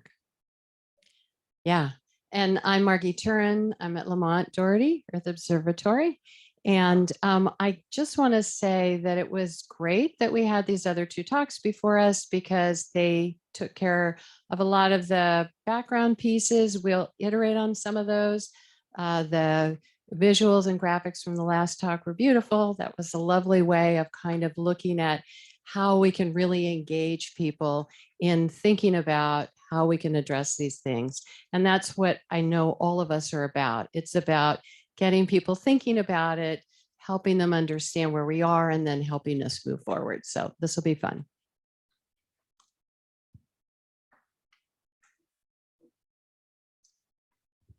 Okay, so this is the website again. If you're not there, feel free to find your way there on your smartphones or computers. And we are going to start right off the bat with an activity to explore sea level change. So first, I'm going to see if sorry, hold on one moment. Okay, so if you are looking at a screen that kind of looks like this, you are on the right app. So the way that this app works, it's all data driven. It was created by scientists at Lamont Doherty Earth Observatory, but using data from a variety of different sources, including like NOAA and NASA. So it's kind of meant to be kind of like a book. So you can see that there are these different chapters here. You can click on each of the chapters and it opens up to different sub chapters that you can explore. You also, when you click on one of these, for example, we'll click on shorelines. There's a little description of what this data set is going to be sharing with you. There's an audio if you'd like to listen to it, to Margie explaining each one of these data sets. But you can also close this out so you can get a full view. You can also. It's a little different on the phone. So those of you that are on the phone, oops. Yeah, those of you that are on the phone, this always trips me up when I'm talking about it. And I realize, oh, the phone's a little different. So the phone opens to the information page and then you just click on it and it'll flip away and go to options for the map. And the audio, by the way, is not just a reread of what's in the written information. It's designed in levels. So a little bit of information is what's called the about on the front of the map. That if you want to listen to it, there's a little bit more of a story, but it's about just a minute or so. And then you can really dig into the map. And then there's a final layer, which is the I button, which Laurel was just going to tell you about, I know, but that's an information page, which has the data source, always important. Amazing. Thank you. Yeah. So you can dig into each one of these information pages and it's much more detailed with hyperlinks. You can zoom in to look closer at some of the data, zoom out. And if you wanted to look at some of the layers are entirely covering the map. So if you wanted to create a little more transparency to see geographically where this data is overlaying. You can just slide this back and forth. Okay, so that is a bit of an overview of how to use Polar Explorer. Now we're going to do some investigations. So first, I would like you to go to the chapter that says, why does sea level change? Go to the subchapter, what is the role of the atmosphere? And then the subchapter, temperature change over the last 5 years. And as you're exploring this data visualization, I'd like you to consider these 2 questions. Where is warming occurring at the greatest rate? And how might this affect sea levels? Oh, yes. So you can also on the map, you can touch on your phone or click on your computer, different spots, and it can give you the data of that particular point. Okay, we'll give you a couple minutes for that. Yeah, of course.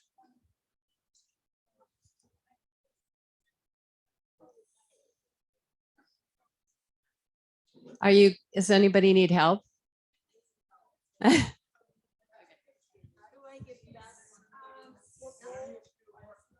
I'm Okay. stuck in this menu. Okay, so you want to go back? It's not going back for me.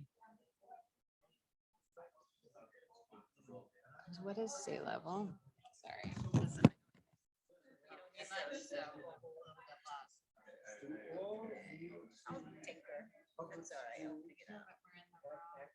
Yeah, right. Maybe I just.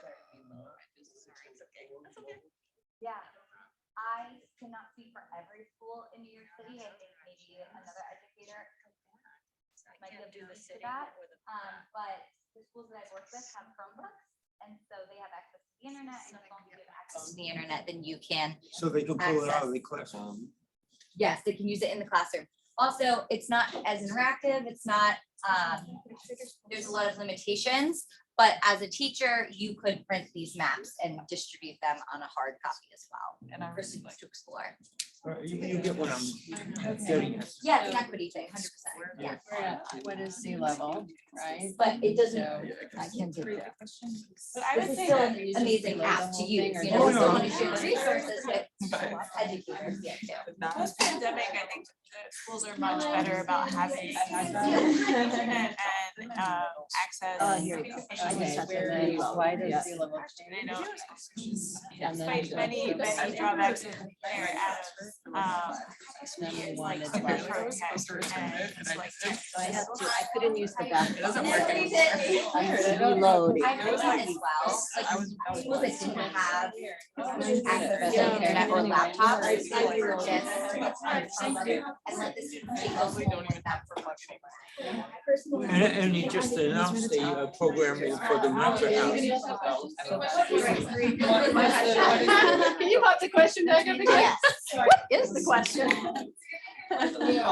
Like I'm in this school. It's like if I were to go on this. So how is the warming occur, or where is the warming occurring at the greatest rate, and how might this affect sea level? Okay, I think for the sake of time, we should jump into answering these questions. So where, in looking at this map, just to orient everyone, we're looking at temperature change over the last 5 years. So we're looking at like temperature anomalies. The legend is telling you temperature difference. The hotter temperatures are increasing. This is in Celsius. Cooler temperatures are decreasing from that, like normal. So off the bat, where are we seeing the greatest rate of change? Warming. We're getting some hand signals. The Arctic, exactly. Has anyone heard of the term Arctic amplification? Does anyone want to take a stab at what that means and why we're seeing so much warming happening in the Arctic? Marissa. So much of the Arctic is covered by ice, which is very reflective. And as temperatures warm, more ice is melting and reflecting less heat back out into space. And it's a positive feedback loop. So the more ice that melts, less reflection, the warmer things get, the worse it gets. But Marissa, I thought the ice in the Arctic Ocean is sea ice. And I know that sea ice, when it melts, doesn't increase sea level. So what is happening here? Well, that's a great point, Laurel. But the sea ice is still important for reflecting light back out into space. The Greenland, the melting of the Greenland ice sheet is what's contributing to sea level rise up in the Arctic, and that is also melting. So Yeah. So Marissa's point is perfectly taken. The polar regions act kind of like a refrigerator. So if we lose this cooling thermoregulation of the north and the south, we're going to see more melting of the land ice that will increase sea level. Okay, and the other question, oh, I think I just answered the other question. How does this relate to sea level? All right, so we're going to go to our next. Can I say one more thing about this map before it goes away? So the other a big contributor, frankly, to why this is warming so much is because we have so much more land in the northern hemisphere, and that land is more of a radiator. One final reason is because Antarctica is kind of separated from the rest of the globe. It has this massive circulation that runs around it called the Antarctic Circumpolar Current, and it pretty much cuts it off, so that everything up here is getting all this warming and it's not actually circulating around as much in Antarctica. So we don't get that big cooling effect. And in addition, as the ice is melting, more carbon is being released into the atmosphere from the land masses. From what? From the fact of decayed vegetation for the last 500 million years that suddenly becomes revealed for things that are, Permafrost. things like that. Yeah. Mhm. Yeah, thank you for bringing that up. Yeah, so when we're thinking about like the thawing of permafrost that's been holding a lot of methane, particularly when this melts, it's emitted into the atmosphere. This methane is very powerful, has a very strong warming potential. And so you're absolutely right, that can exacerbate the warming that we're experiencing. Great. Okay, so our next map,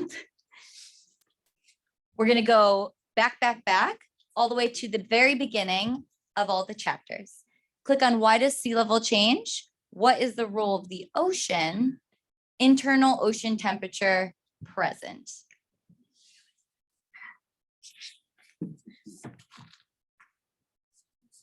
Great. And then once you're there, you're going to look at two of these investigations. So you can see on the very bottom, you can dive deeper into the ocean. You can see how that ocean temperature is changing. So as you're diving deep, I'd like you to identify, oh, we did switch these. Okay, great. At what water depth does the majority of the warm water appear to stop? How is this linked to sea level rise? And as you zoom down, there are a couple features that are very persistent. Can you identify them? And how does that relate to sea level?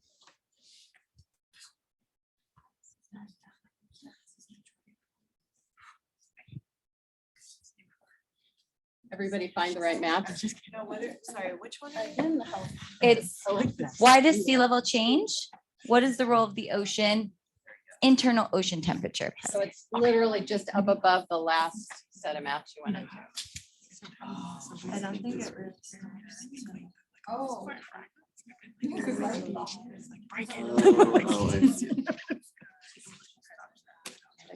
I know, it's like those actors. One word of caution, as you're diving down in the ocean and you start touching for temperatures, when you dive another layer, that temperature will persist as a number on the screen. You just have to retouch it to get the new accurate temperature. That was something we had a hard time with when we were building it. Going crazy and couldn't do it. Okay, so maybe we will explore together. Oh, Gotcha. Awesome. Thank you. And I had one other thing? I'm sorry, I keep plugging, or you don't want me to? I don't know. Well, it depends on what You probably know how to do that. As the water becomes warmer, it contributes to the churning in the atmospheric effects that promote heavier storms and heavier water because you get more moisture. This is true. Yep, that's why I hear that. These storms can be more powerful than the water. Yes, but also warmer water means more evaporation. Yeah. Okay, so if you're looking at a map like this, you were in the right spot. It's pretty. My question to you all, our first question is, at what depth does it look like most of the warm water stop? 200. Okay, let's see. So we're at 50. We're at 100, getting cooler. 200. Yeah, and then it pretty much stops. So 200 meters at depth in consideration of like the entire ocean is actually pretty shallow. Not too surprising. I think we understand the concept that, the atmosphere, the solar radiation is heating the water. So warmer water at the surface. But how does this relate to sea level?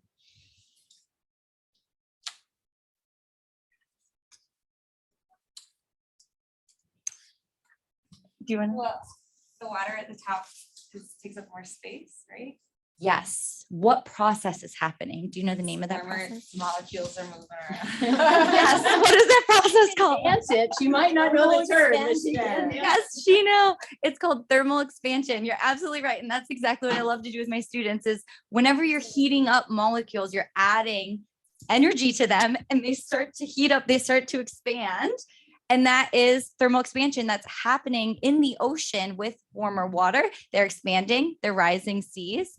And so this is really particularly interesting because there's a lot of ocean left that is not warming at the moment, but we actually don't know if there is a limit. Like, let's say the surface of the ocean is warm and it continues, that warmth permeates deeper and deeper into the ocean because our atmosphere, our world is getting warmer and warmer. It could cause even more thermal expansion. We don't know if there's a limit in terms of contribution from thermal expansion. So this is something to consider. There's a lot of ocean left that is not currently being warmed that could pose a challenge. And what are these two persistent warm features? That's the Gulf Stream. It's the Gulf Stream. Isn't it amazing? I love that you can just see it there. When almost everything is not warm anymore, the Gulf Stream stays true, which is really cool because it means that at the same latitude across the US, their water temperature is much, much cooler. They don't have this nice, warm, persistent feature in the ocean that really creates this amazing ecosystem that we have right here in our home. Sailor. On the first one we looked at, like right where the Gulf Stream is, there was actually like a cool blot. Do you know what that was? Like on the You mean on the first set of maps? Yeah, That was, so in the atmosphere you're talking about. yeah. Or the first activity we had done. Yeah. I don't off the top of my head, but why don't I look at it while you guys keep going and we can get your answer. If I know it, I don't know if I know it. Cool. I think the Gulf Stream is the most important considering where we are right now. But the other one is the Red Sea. Yes, it's, relatively shallow. It also is like constrained and surrounded by land. So that makes sense and why it's a little bit warmer. But I think the Gulf Stream, shooting that warm water right up from like the equatorial region across our like northeast and then straight across to Europe is just, it's so amazing and important to point out. So Laurel, we have a counterpart to that in the Pacific Ocean. Anything that's orange is really Right, we call accelerating. it- This I is can't already a remember warm if area, it's so it's Crossio just or staying Estuary, I stable. always get Quite confused, but there is stable. that circulation coming from the equatorial area of the Pacific So up the along Gulf the coast Stream, of the Japan, Gulf but Stream is that's a not mix over here. The really Gulf showing itself up is as warming up. clearly. The Gulf Stream It's is there, moving but down into it's the not ocean. as It's always been pronounced. warm. Is So that it because is the not actually Pacific is getting warmer. In larger? fact, Um, we're just gonna Good say question. the fact that it could- I don't know about this region as much, but you're absolutely right. It's not as warm. I also wonder,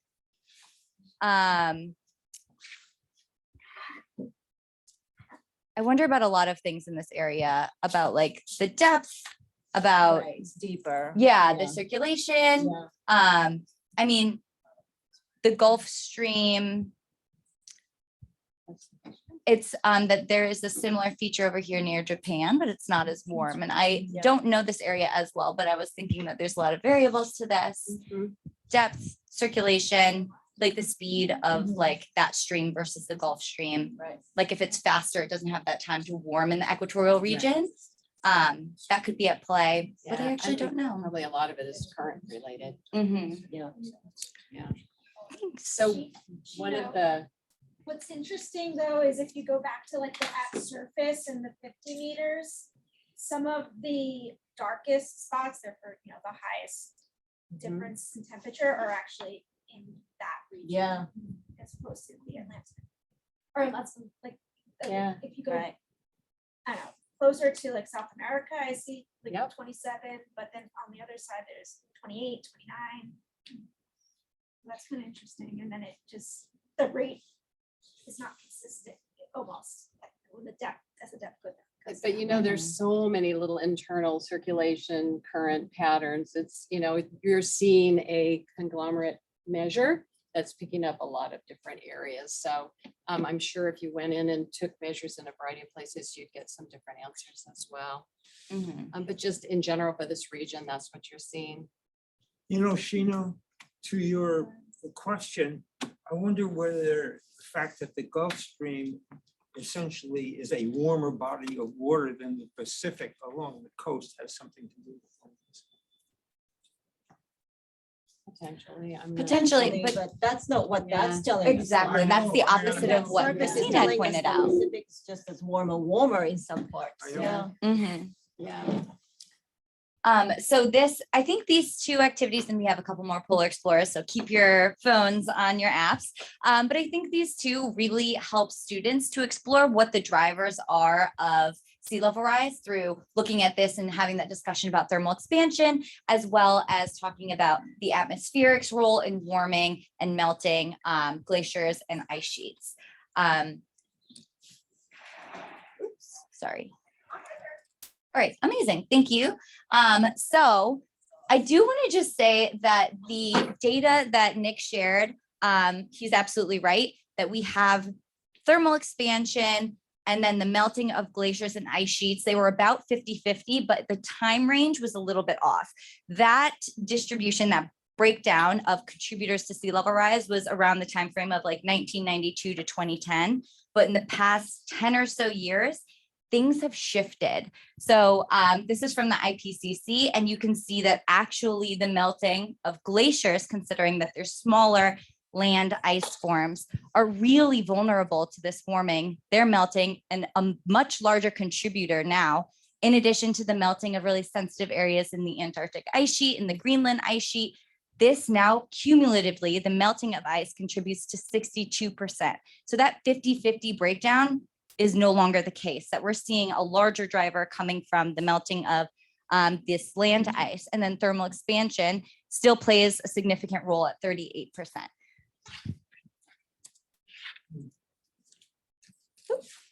And to your point about dancing molecules, I just thought this was a nice image to really visualize thermal expansion.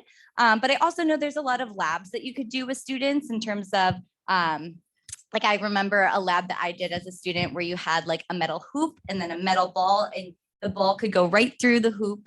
But if you we held the little metal ball over a Bunsen burner for about 5 minutes, the molecules have expanded, and then you couldn't pull the ball through the hoop anymore. And it was like, oh, such a aha moment for me as a student.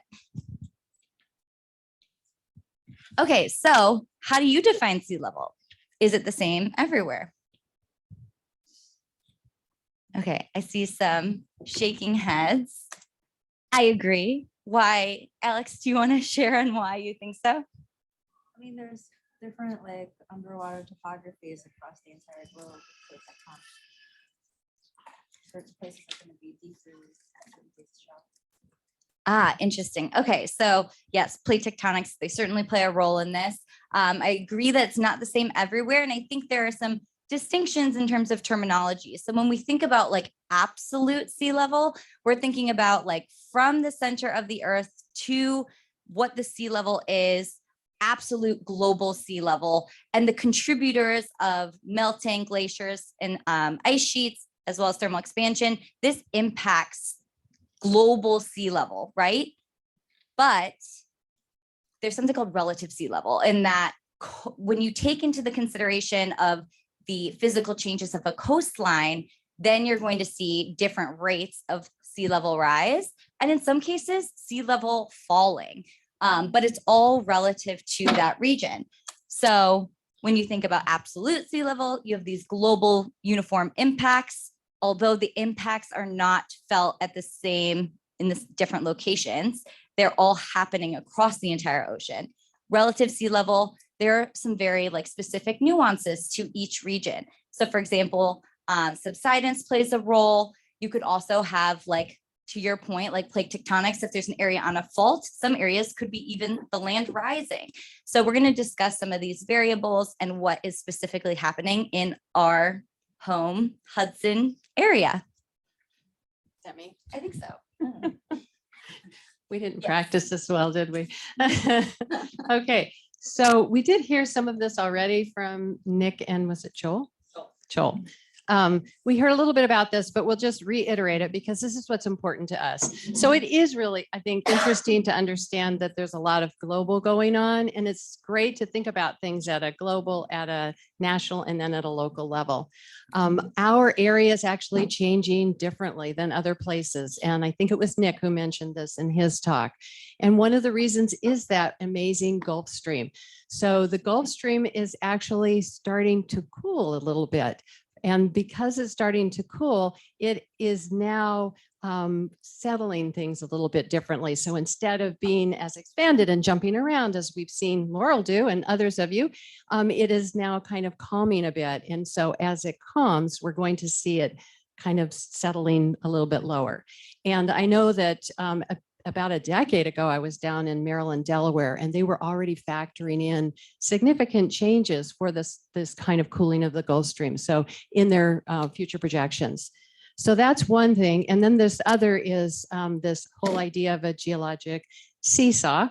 And that whole seesaw piece is really related to, as we heard already, the weight of the ice. So maybe if we just pop forward to the next one, we can kind of see. Yeah, so this is just an image of that ice that's just sitting on top of the land, thinking about the last ice age. So before the Holocene that Joel was talking about 20,000 years ago.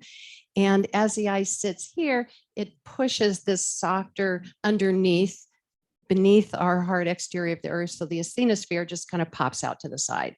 And so as this melts away, you'll actually have all of this settling back in. And so this will be rising and these areas will be settling, and these areas that are settling, if we go to the next slide, you'll see where they are. So this was the big ice sheet, quite massive. And you'll see that right down in this area, we're right on the border. So we would have been seeing the forebulge, the push up as this ice weighted this part down. And now we're starting to see that settle. So as we're settling in here more rapidly than other areas, there are other areas that are actually seeing the opposite effect. Interesting to just look at where our shoreline was, right? Just see what it would have been like to go to the beach a few thousand years ago. And this is all the continental shelf. So all these continental shelves would have been exposed, which is amazing to think about, actually. One other thing that's going on in New Jersey, and you have this wonderful long coastline, they have actually been pumping water out. And so as they pump water out, they're seeing even more of a settling. So they're settling more rapidly even than New York. But this whole area is settling more significantly. Also in Long Island. Pardon me? Also in Long Island, they're pumping out their. Yeah, Long Island is pumping and they're seeing a problem with salinity kind of infiltrating their water. Yeah. Okay, so we've seen these projections already. I didn't realize we would see them as much as we have, but that's cool because I think it's really important to think about it. So you just saw how much of a coastline New Jersey has, right? These projections cover that whole coastline. So that's an important thing to think about. That's why when we decided to work on developing an activity and thinking about these things, we tended to focus in on New York, mainly because it had areas by region. And so it was looking more at the harbor area. But just to reiterate, they did theirs in feet. New York is doing theirs in inches. They have, again, this look at low end, likely range, high range, or high end. And the idea of this is in percentages so that we definitely have a 95% expectation that this will be exceeded. We have an 83% expectation that these levels will be exceeded. Then we get to kind of that 50-50 gamble zone. And then beyond that, it could be exceeded at lower probabilities. But again, thinking about what planners, what all of us should be thinking about is making sure that we build in protections for not just our infrastructure, which a lot of planners are thinking about, but also our people, right? All of us, we need to be thinking in these terms. So we'll pop to the next slide. And these are the New York ones. And again, and by the way, the time intervals are almost identical, a little bit different, but close enough. And again, instead of percentages, New York has done it. And I saw New York City in Joel's, he had done it in percentages, but New York State has done theirs in low, medium, high, medium, and high, but they all equilibrate about the same way. New York is in the process of redoing theirs right now. So they've been doing a variety of information sessions, talking to people, and they'll be upgrading theirs, probably to align with the newest IPCC reports. Okay. Can I say one thing? Yes. I was just going to say, so this is from the DEC. Theirs was from the New York City panel on climate change. The New Jersey is different as well.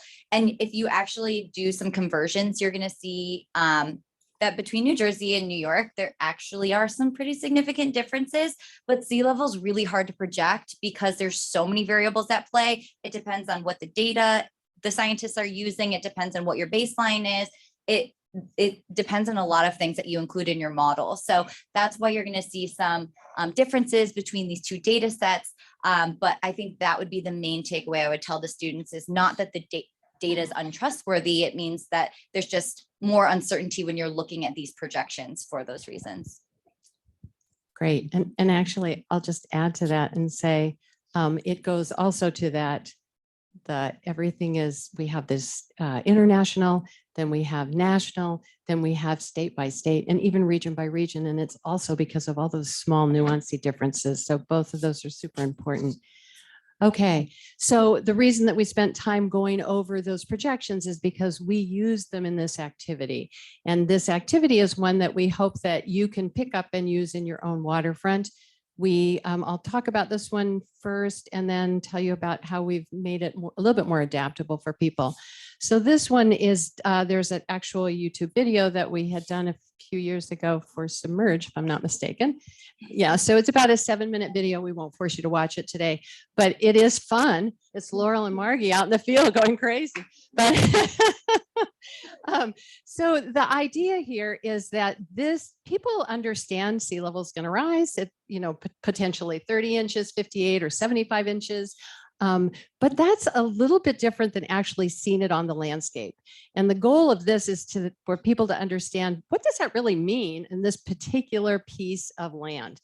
How far will sea level actually extend in once that sea level rises? And so the idea is that you would have your group mark off these different levels. So this is low, medium, high projections. And I believe this was for 2100. And then they take a string and they use a level. Now, when Margie and Laurel did this, we didn't realize there were apps on phones to do this. I want you guys to know there are apps on phones. It's much easier. We just did it with a bunch of students and much, much easier if they can just take their phone and hold it up. We had one of those on the string hanging things. wow, is that fun? But the idea is you want to pull it out as far as you can go, keeping level until you run into an elevation change. And so you can really see these very distinctive differences and kind of exposures. You want to say something.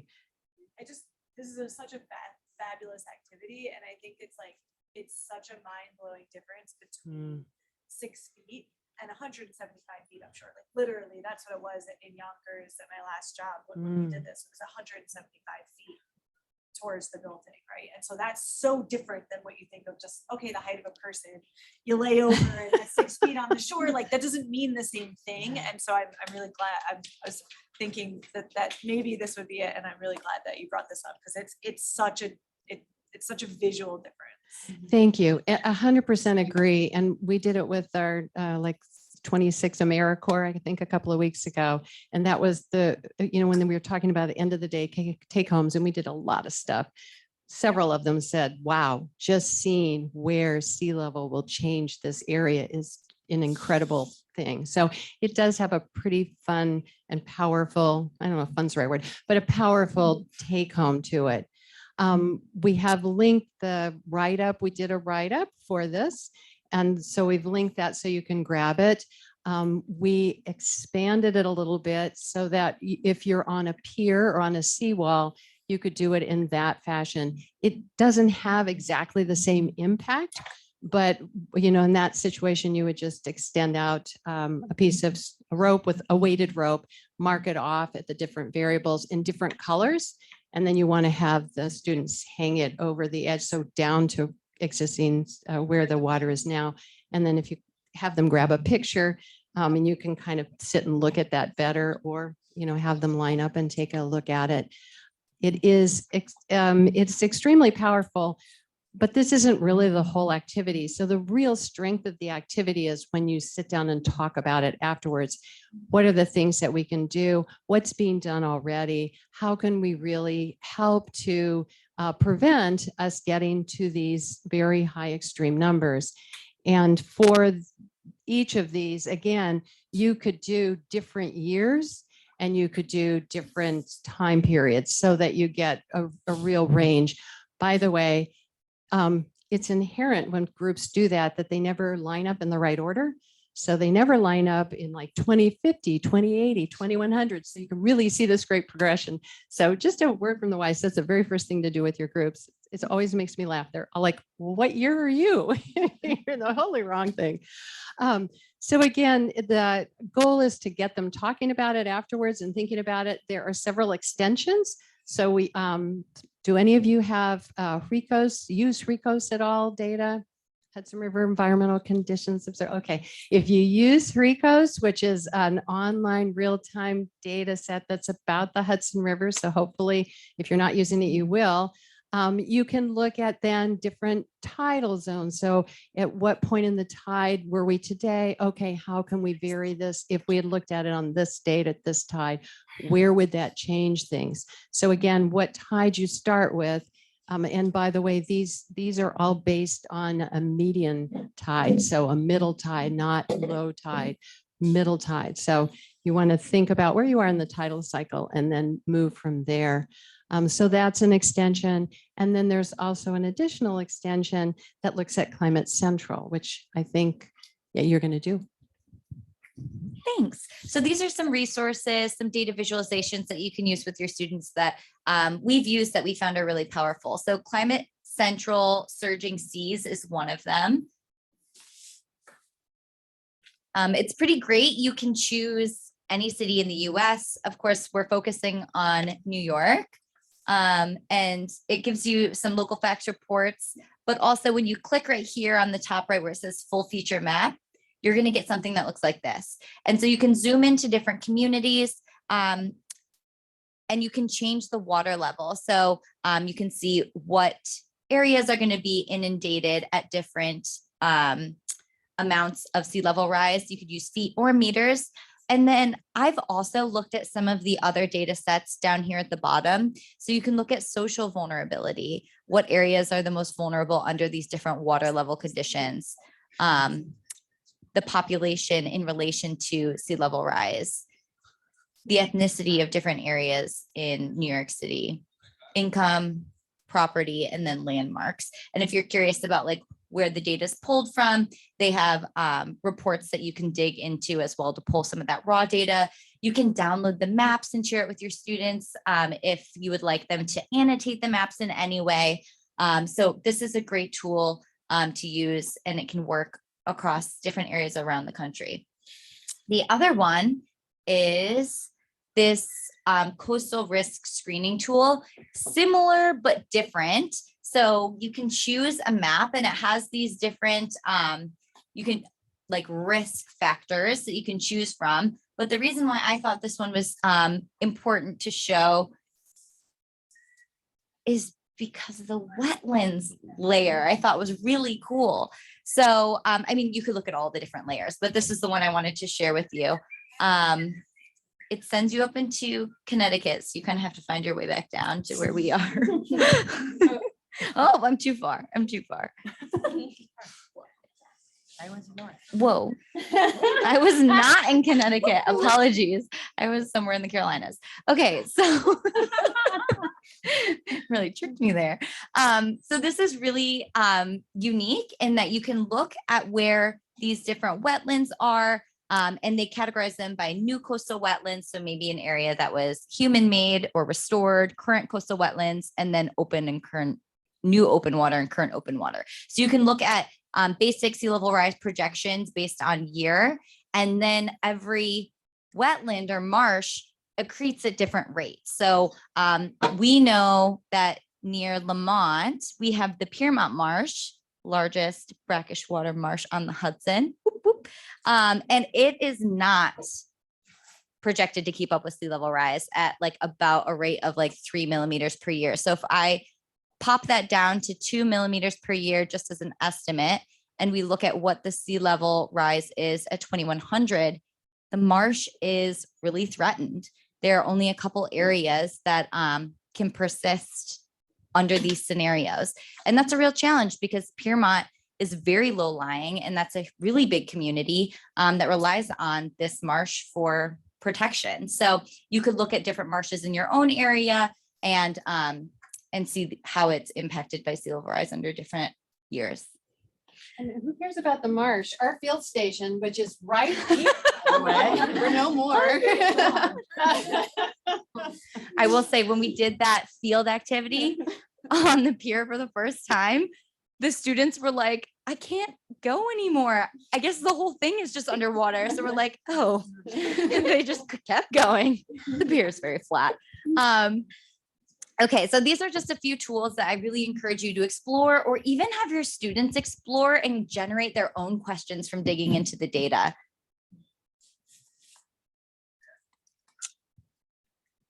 Okay, so speaking of data, we have these graphs, and we would love for you to annotate these paper graphs and answer these questions. So I'm just going to pull them all up.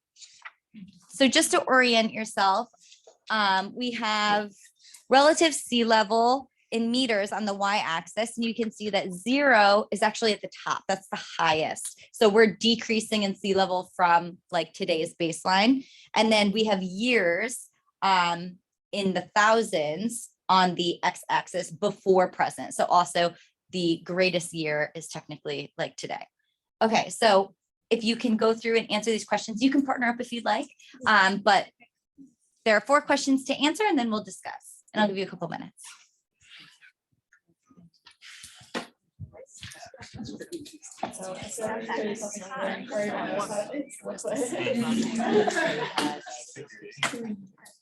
You can look at it as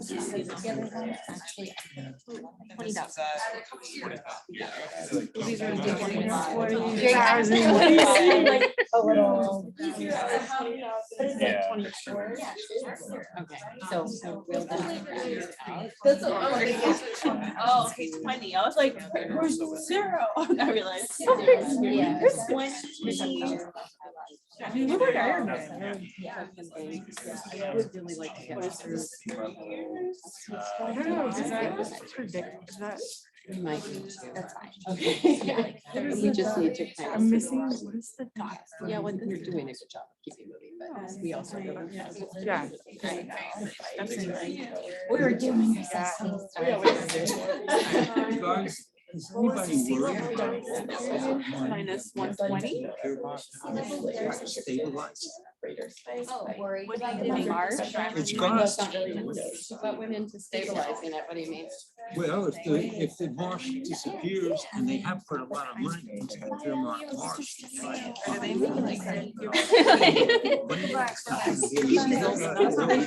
wasted. They did a study to look at what was the impact of phragmites and stopping big storms. But that, they haven't put any additional. funds Oh, I into thought the it. funds came from the state. They came from the bridge, the redoing of the bridge, so there's a settlement on the impact on the environment. They haven't actually put. Yeah, I work at So they're doing a stabilization of some materials. That's also what they did was repurpose, so they had some money to kind of eradicate phragmites and use plants that native plants. They didn't end up doing that, and so they ended up, they're putting this. I mean, that's not enough. And I would argue Yeah. more about resilience, as we heard from the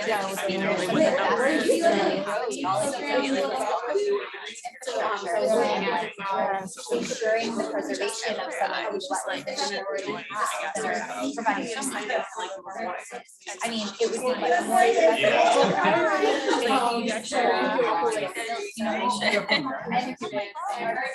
Like when you took a job.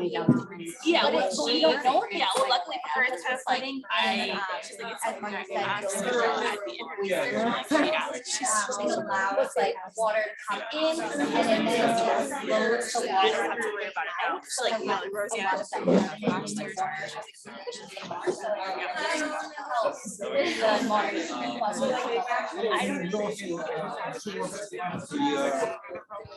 Okay, so I hear some chatter, so I think we might be in a good spot. So the first question, at what time period was sea level at its lowest? And what was the sea level during this time period? At its lowest. In the back. Okay, perfect. So about 21,000 years before present. And what was the sea level back then? Negative 120 meters, which is crazy to think about. But during this time period, that was known as the last glacial maximum. So when we're thinking about the last glacial maximum from this time period, from this ice age, we then started to come out with this warming period that has increased the sea level. So if you think about during this period, we had about 32% of land on Earth that was covered by ice in comparison to today, which is about 10%.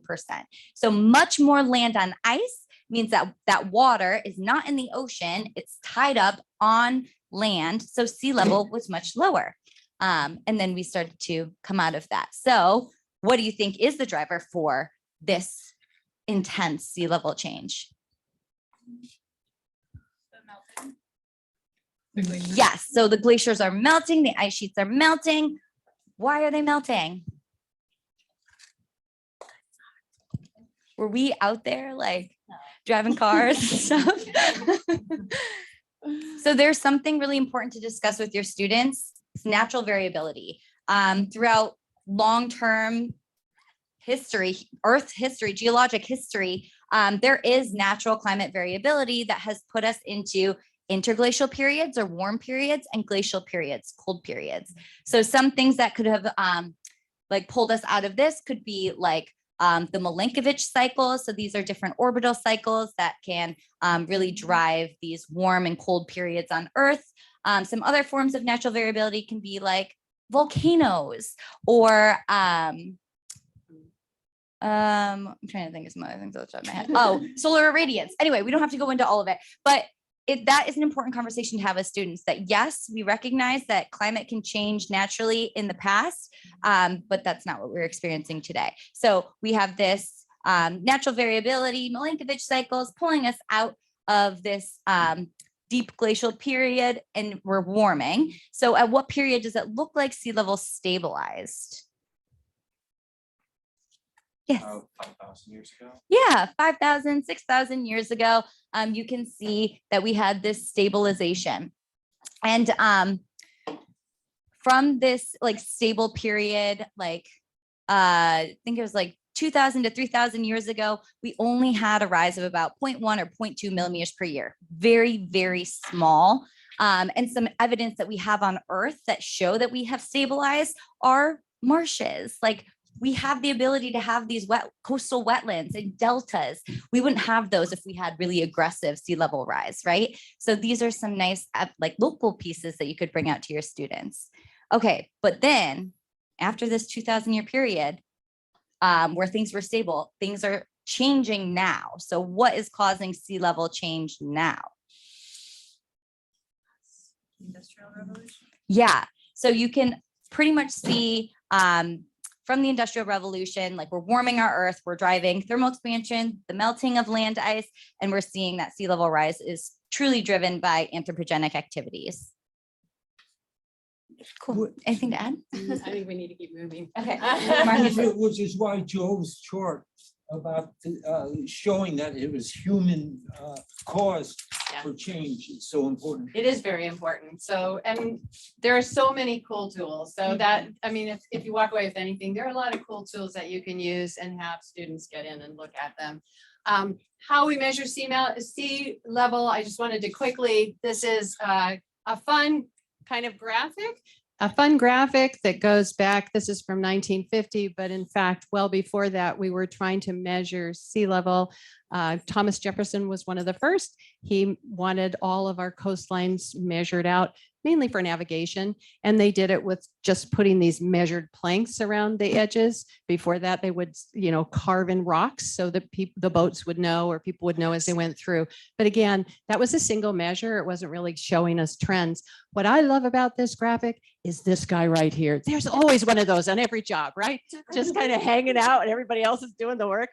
But what's so crazy, look at this. It's got a stilling well. It's got this crazy scaffold. Okay, now let's look at a real one. It's the same. It's totally ridiculous. This is 1950. This is one of the first in Alaska. I love this. Here's this poor guy who's out on like a limb trying to collect this data. We don't do this anymore. We now have a little bit more robust system in place. So we have tide gauges. Here we are. So here's our battery tide gauge. And even more exciting, we have satellite data. So between those combinations, we've really improved our ability to understand what's changing now and to look at trends. So to go back in time. And many, many of these tide stations around the world are long-term. So we have about 30 that internationally they look at on a regular basis to try and do those global predictions. But there are hundreds of them that are out there that are giving us relative. Remember, that's like up against your local level data. Okay, so we're going to do a quick just kind of look at this. So what we're interested in here this is looking at different data sets, taking us from 1900 to about 2012 or so. This is sea level rise. Are there three things that you could pull out of this graph that you just think are, boom, they really catch you? So is there some information that you could just pull out of this?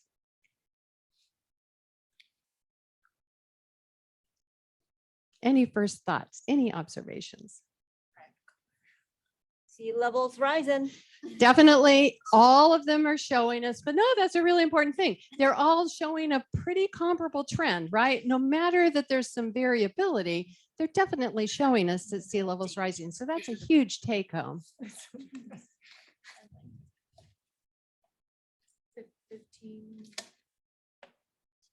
millimeters in 1,000 years. So I'm not sure if you're saying the same thing that I'm going to point out, but if not, just say sure. No. So if we just go the first 50 years of this from 1900 to 1950, you can see it's kind of gone up about 50 millimeters, right?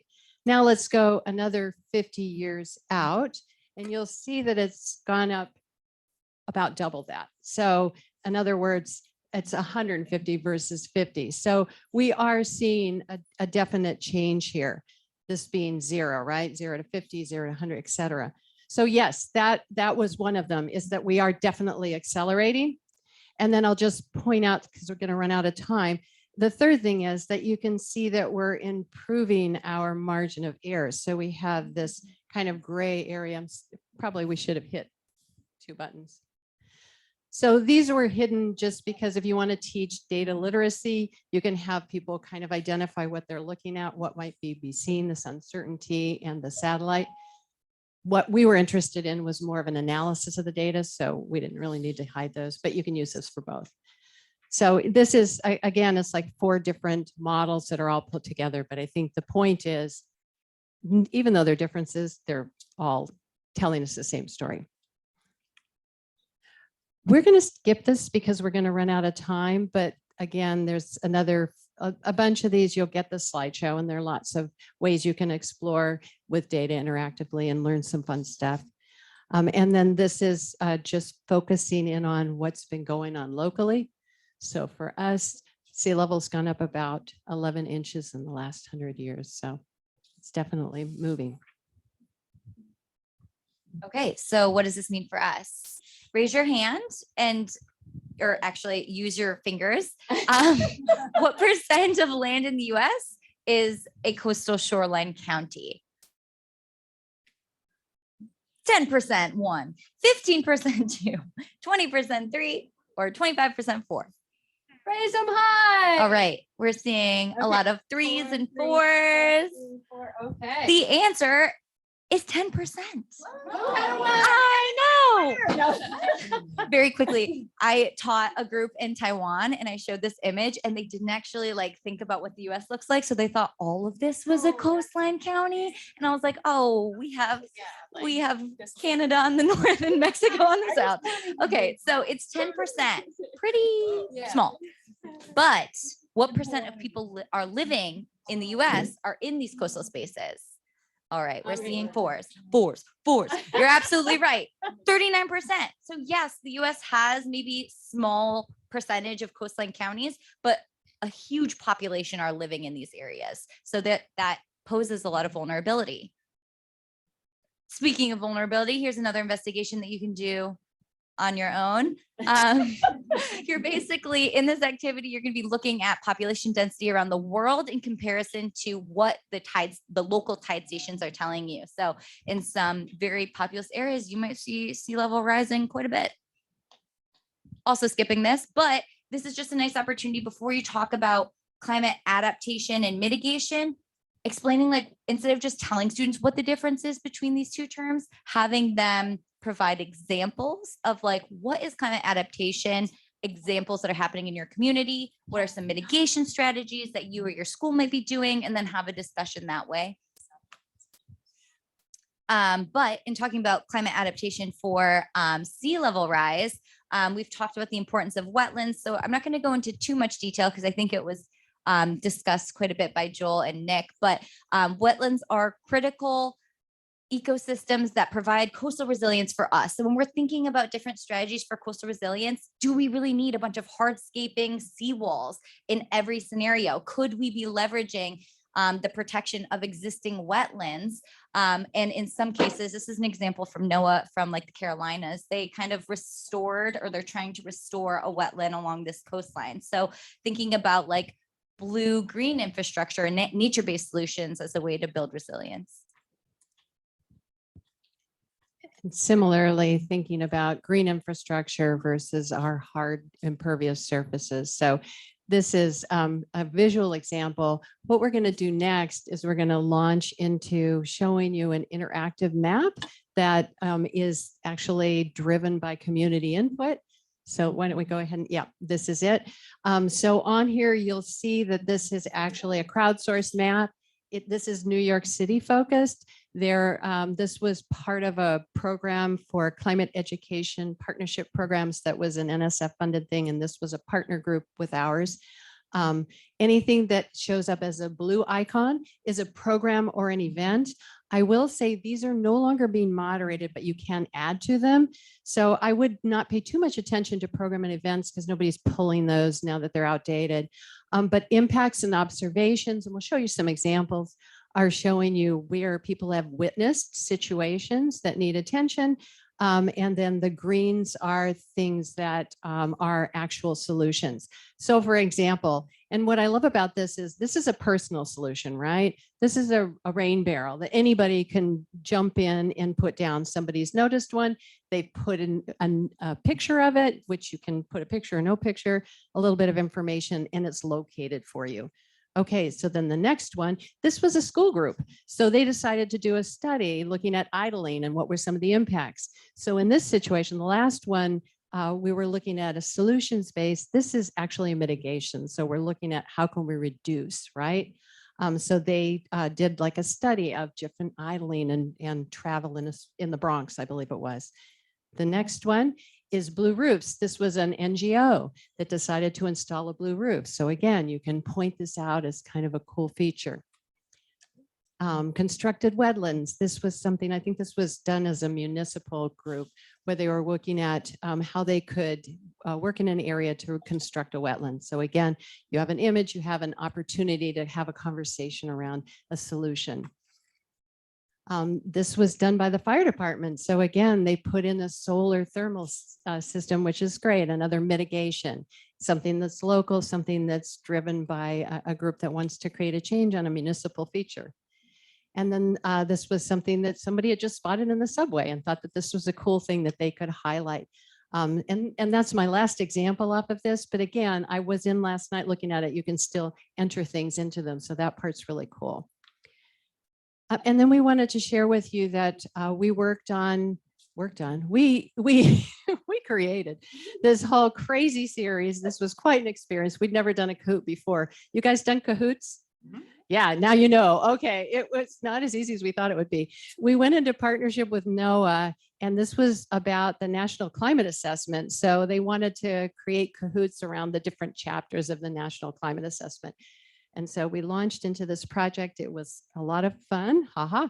And they're now available. They've been played, God, a couple of million times, I think. So the world. I saw a group in Australia reshared them. I was like, and one of them is actually based on the Yale survey about what do you think about climate change? And it's really super fascinating. I know Laurel and I did this one time with a group of AmeriCorps and thought we would be getting all the same kinds of answers, and we didn't. You never know. So it's really useful to kind of use that as a tool when you launch into things.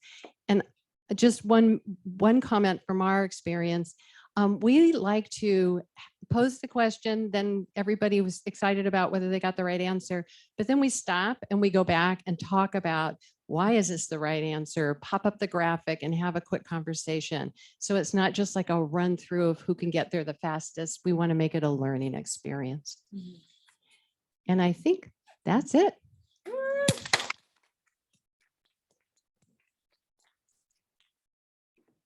We'll share these slides with you with all the hyperlinks, and all the worksheets are in there.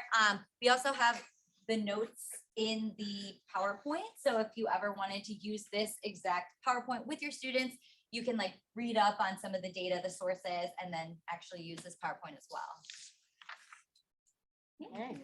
And there are a lot of other maps as well that you didn't talk about to reduce the island effects, such as there's a tree canopy map in the city. There's a community garden map in the city. Yeah, there's some wonderful There's resources. a lot of other maps. Absolutely. There's only so much time in the day. You're absolutely right. We can have a whole day long conference with a lot of different resources. So it's great. And those can all get shared, right, through the educators group. So if you wanted, I don't know if you've already done this, but if you wanted to put together like just a list of wonderful resources around this, around sea level and everything A lot else. of the maps are on the Partnerships for Parks website, and also New Yorkers for Parks. Sure. So just, wherever people want to go for their resources, that's amazing. All right. Turn it back to you guys. Yay. Thank you. I'll never forget that I'm lifting. Thank you both so much, Margie, Laurel. We appreciate the resources you always bring to these events, so thank you. Definitely excited to share all of those links out with everyone in your slides. Well, we're just about headed to 4:30.